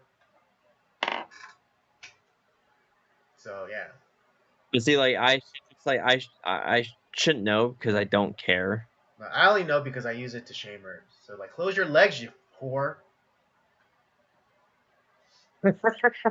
Jesus. Yeah, I mean, yeah, I mean, Uh, I didn't know about her, but her parents are too like used to be too like from the financial sector. Wall, aren't they They're from like the financial sector. Her yeah, father was like a mutual fund manager for like Merrill Lynch, and then her mom was I forget something in the financial industry. Yeah, and she that's was born, and insane. she likes to claim like, oh, I'm from I'm Nashville. born in Yeah, I'm from Tennessee. Tennessee. He's like, no, you were born in No, you're Pennsylvania. not, bitch. I looked it up. Yeah. You might like you now maybe you moved to Nashville and like you've like that's kind of like your second home, but like you're not Right. from Yeah. And there. like yeah, and like sure, like you affect a draw, whenever when you have to. But I mean, other times Yeah. when you early on, she affected the southern draw, to tap into the country market. But now she sounds like a fucking chick from L.A. Because she Yeah. essentially is. Which But again goes to let's what get I've into always our said. Like if you move to somewhere, you are never allowed to run for office. makes a good point, Andy. You make Right? a Like yeah, great point. she could claim that she's like she grew up in Tennessee all she wants. Maybe that's true, but like when did you move? Did you move like after 10? Because after 10, my rule is after 10 you can never run for office in that area. Claim it. You can never Yeah. claim it. Oh. Well, let's should we dive into our final movie of the Absolutely. night? Let's get going. Primal Primal Fear. Fear. Let me hit everyone with the synopsis and we'll get going.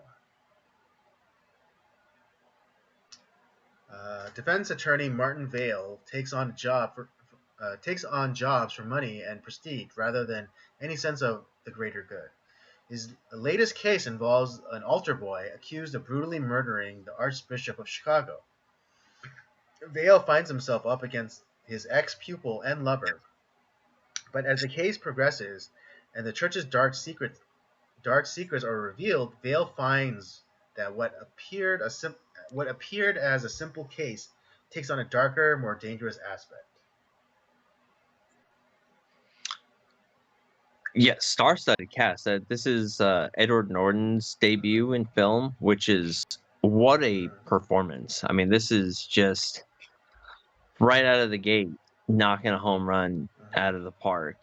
I already mentioned it earlier, but I think this is Richard Gere's best film. You have Laura Linney, who I think does a pretty good job as the prosecuting attorney. You have, unfortunately, he's dead now, but you have Andre Braugher as like the Mm-hmm. investigator. Yeah, Associate Um, Bales. Francis, Francis Mm-hmm. McDormand, John Mm-hmm. Mahoney. Um, Yeah, Alfred Wooder, but Terry yeah, just O'Quinn, Stanley Anderson. yeah. Oh, that's right. Yeah. Was this your first time watching Primal Fear, Andy? Yes, this was my first viewing of Primal Fear. Oh, so you got a couple of Mm-hmm. first time watches in this past Mm-hmm. couple of weeks. Uh, what did you think of Primal Fear? Like, what uh, did it draw you in? Did you like it? Uh, Oh did the ending surprise you? yeah, I liked it very much. Uh, the ending wasn't ruined. I mean, it was ruined, but I still enjoyed the ride that the movie takes me on to get me to that end. Um, well, even Oh, well, because the ending was ruined for you? Oh man. well,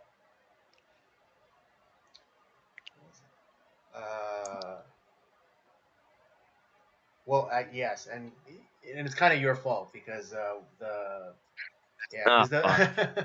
because we had watched Witness for the Prosecution, and you made a comment Ah, about Primal Fear, and then so as I was watching it, I was like, I was paying attention, and so I was like, okay, I think and it's been a while since you even made that comment, but then I was like, it it kind of kind came of back, came but I was back. like, Ah, shit. I okay, and then so I was watching Edward Norton's character. But again, like because of the performance was so well done that I still enjoyed the ride. doesn't I still matter. enjoyed the ride to the destination, which was the ending. Yeah, because I remember like what because I've seen this several times. Like after knowing the twist of the movie, I was like, can I see if like there's anywhere like where he's kind of fucking up and like he's made like Edward Roy Stampler is he like breaking Okay, does he break uh character? does he break character? Yeah, essentially and I no he does not. I was amazed by Right, the exactly. Which performance. is It's so yeah, believable. and his performance kind of reminded me of a scene from The Prestige, where Yes. Oh, what is it? Hugh Jackman's character and Christian Bale's character go see another magician, to figure out the trick, and they see him. After the performance, they're out on the street and they see him leave into his carriage, and they Hugh Jackman's character figured it out, but Edward Norton. I mean, not Edward Norton. Christian Bale's character, like Christian Bale. like figures it out that hit that him pretending to be an old like crippled man, because when he's coming out of the theater he was like kind of limping, or like kind That of was the acting trick. like an infirm old man, and Christian Bale said like no, this is the trick, because he's making everyone, because they figure out that there's like this magic trick where he seemingly conjures up a full bowl of water, with a fish in it, and you know, uh, what is it? Hugh Jackman's character, uh, makes the comments like, "Oh, he must be as strong as an ox to carry this with his legs." But the way that he he throws people off that track is to pretend to be a cripple, and that's the secret that Yep. Christian Bale's character figures out. It's like, no, this is the trick. He's making everyone think that he's a cripple, but he's not. And so Yeah. so like I definitely, that scene definitely was coming to mind when I was watching this movie. It's like is he like Is he messing up? Where is he messing up? You know, like where is his limp? Essentially, is what I was looking for during the movie. And you never catch it until like the very end, like where he Exactly. cracks just enough where Martin Vale catches onto it, and he's like, "Wait a second." And that to me, like the whole thing, because uh Roy, Edward Norton's character, he has been utilizing. The one thing I would question is like, did he know that Martin Vale was going to come help him in jail, Hmm. or was that just dumb luck that he stumbled into and used that?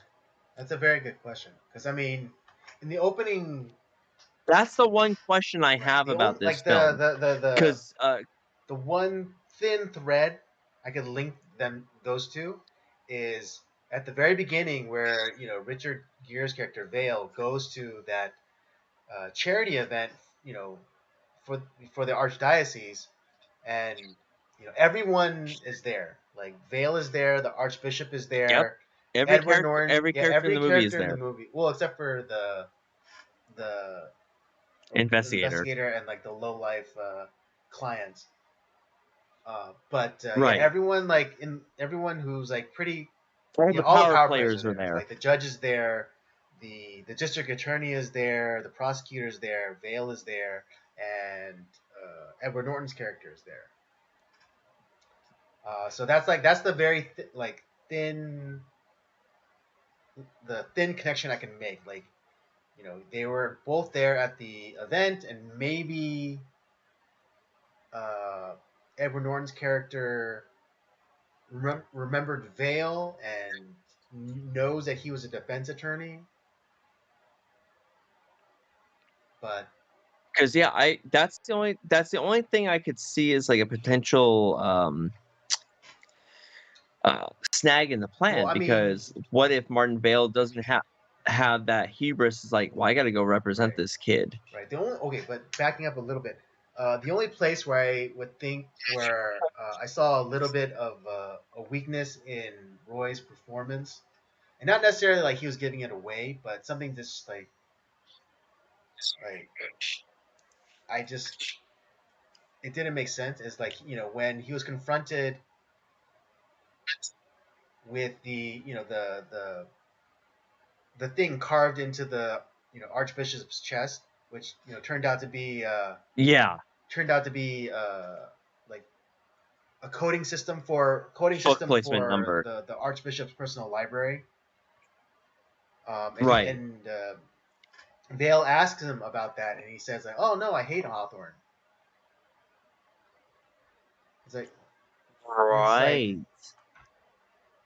How did you know that that was a Hawthorne book? Yeah, so like he does have a crack, but well, I it's mean that doesn't. it's I mean not that he because he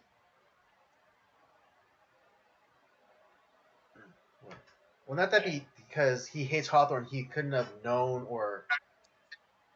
that the Scarlet Letter was written by Hawthorne. Just that, like, it seemed like a weak, a weak argument to make to say like, oh yeah, I didn't, I hate Hawthorne. right, right, It's like you'd have to have read some of his work to have an opinion like that. right, right.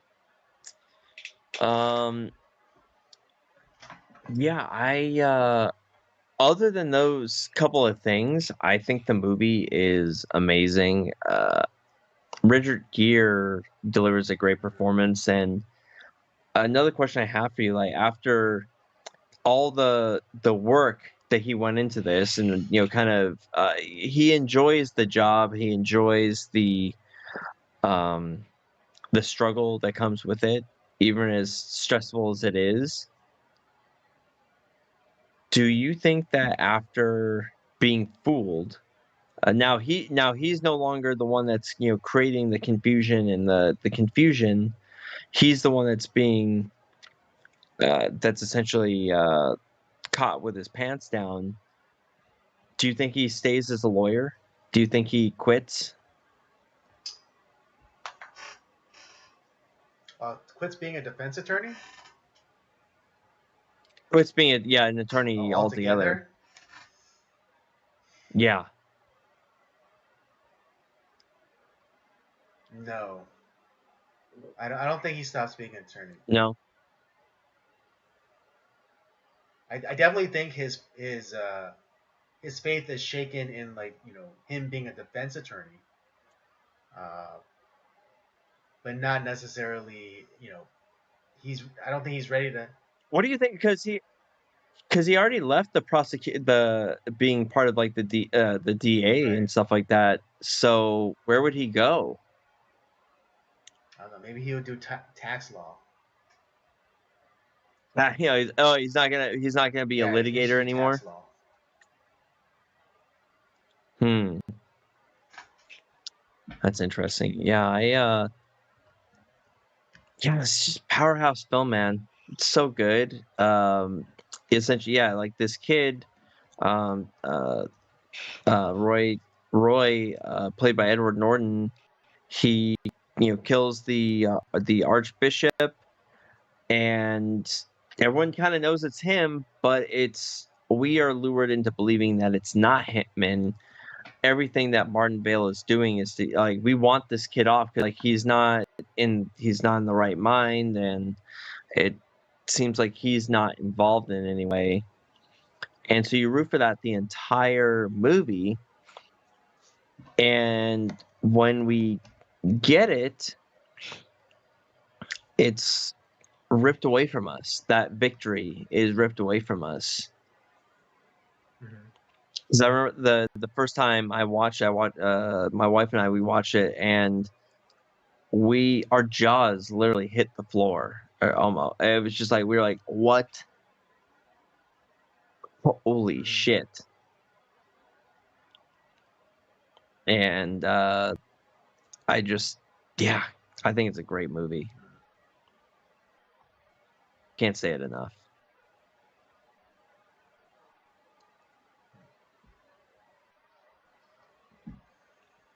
But yeah, man, that murder scene was brutal.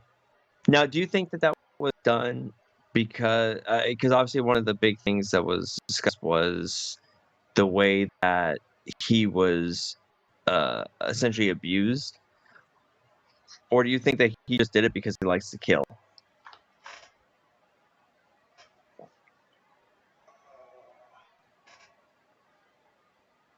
I think based off the reveal, I think it's because he likes to kill.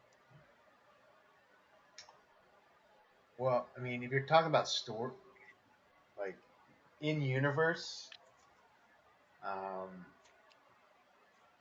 I think that he was so sick of the archbishop that he like it's purely rage, in the killing at least. Yeah, Um, I think in terms of story, it was a juxtapose the relative, like, serenity of, like, and the peace that's portrayed, that that this archbishop supposedly doles out, and like and like uh, and the serenity of, like, the boys choir, and then, like, yeah, I think the murder scene is supposed to contrast against the opening scene of, like, the boys choir and the fundraiser. yeah, okay. Well, how would you rate this after seeing it for the first time? How you feeling about it? Oh, this is really good. I'm gonna give it a high rating, but I don't know, like, I don't know how high I'm gonna go. Not just yet, anyways. Okay.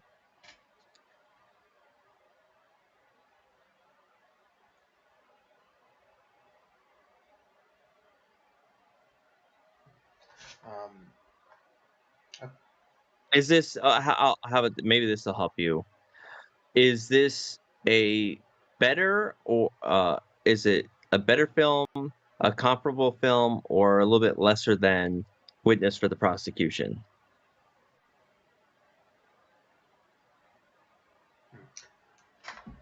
Uh, I would say that they're comparable, except for the fact that I really, really love.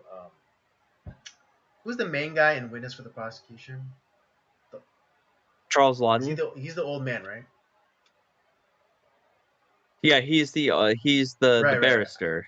His performance I love more than Richard Gere's performance. Yeah, I to be honest, yes, I completely agree with that. I think it is a better as much as I love Richard Gere in this film, like yeah, Lawton's performance is Right. way Yeah. better. Like I think they're comparable movies, but I love Charles Lautner's performance way more than Richard Gere's performance. And he was Charles, he was just more likable. Yes. I mean, and you know, Richard Gere's character Vale, he was just like so self assured about himself. Uh, He was all about yeah, Martin Vale. I'll to just the say point of like that. narcissism.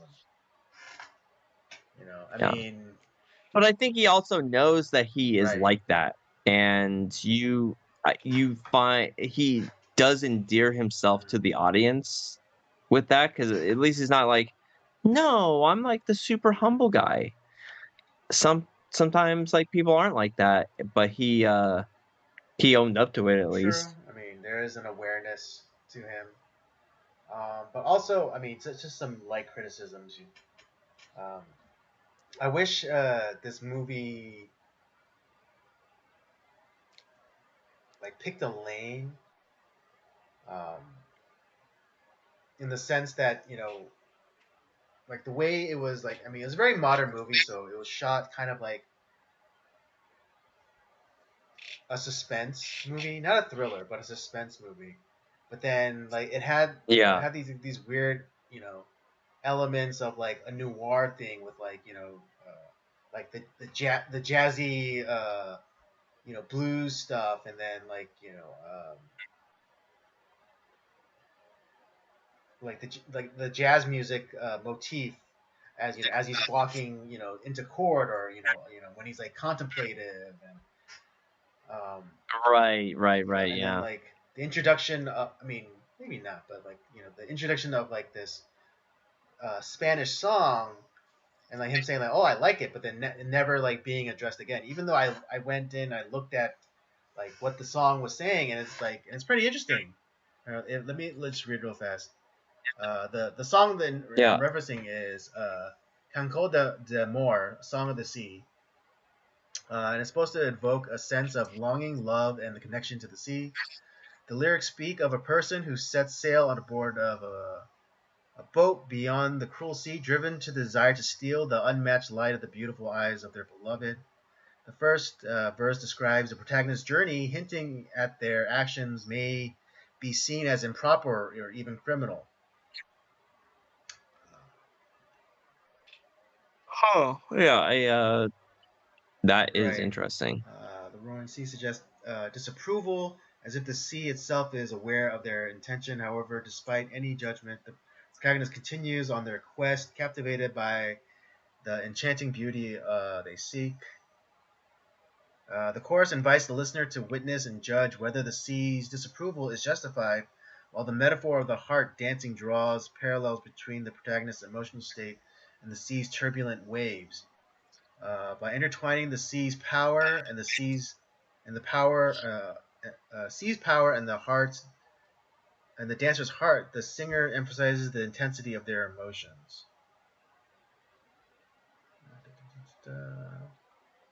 So I mean, it's kind of linked, but then it seems like kind of like it seems tacked on, as opposed to like actually being relevant to Right. the story at hand. Yeah, I see. That's probably why I got very like small blurb. Mm. Mm-hmm. in the movie. But yeah, if I was gonna rate this, because yeah, Witness for the Prosecution is a better movie for me, but I still really like this one. I I'm probably gonna give it I'm gonna say a 4.5. Okay. Um, yeah, like I said, it's not a perfect movie by any means, but it to me it was highly entertaining. Like when I first watched it, the ending kind of shocked me because I wasn't Mm-hmm. expecting that. And in subsequent viewings, normally like those type of films can either stay great or the magic fades after subsequent viewings. And I would say this is more a film that has become more of a classic, or is becoming a classic, and is something that a lot of people should watch. Um, uh, I just think it's a crazy fun Mm-hmm. ride. Right. Yeah. I'm also. Yeah. Well, just another quick criticism. Like the fact that they didn't, try and round up any of the other like altar boys, or find the Linda girl. Um, I don't know. I think that was potentially a missed opportunity. But given like what we got, I understand why they didn't include those things. Because Yeah, it's like what it's just more of a streamlined story, and we just kind of get to it like right away. yeah, yeah. You can't pull at all Yeah. the strings. I understand why like I understand why Vale goes and seeks out the other altar boy Alex. Um, but but again, like the fact that the prosecution doesn't entertain any other options other than it being Edward Norton's character. Yeah, But again, I understand why they didn't get into like the minutia of like I'm because I understand that this movie wasn't like a police procedural. So no, it's yeah, not a procedural in any way. yeah. So it's a light criticism, not nothing that will like really make me change my rating. But yeah, again, I think I'm gonna come in just under you at a 4 because Okay, yeah, again, all all the the reasons reasons I that you just just stated. mentioned. Okay, so you got a 4 for you. We got a 4.5 for me. But yeah, Primal Fear, check it out. It's a really good film, and if you like Witness for the Prosecution, I think you'll like this. It's not as I think you brought it up best. Yeah, Charles Lawton really just does such a great job in that role, and it's a serious film, but like he's able to like kind of have some fun with it as well, and you get to um with that character. So, but Primal Fear, great movie, great great discussion. Yeah. There you Um, have it, folks. yeah, that's all we got to say about That's our Primal Fear. review of Primal Fear. I give it a 4. Rob gives it a 4.5. Go check it out. All right, everyone. That'll bring us to the end of our stream for tonight. I hope you had a good time. I had a good time. I know Rob always has a good time. Always. If you enjoyed the stream, don't forget to check out the library of other content that we have.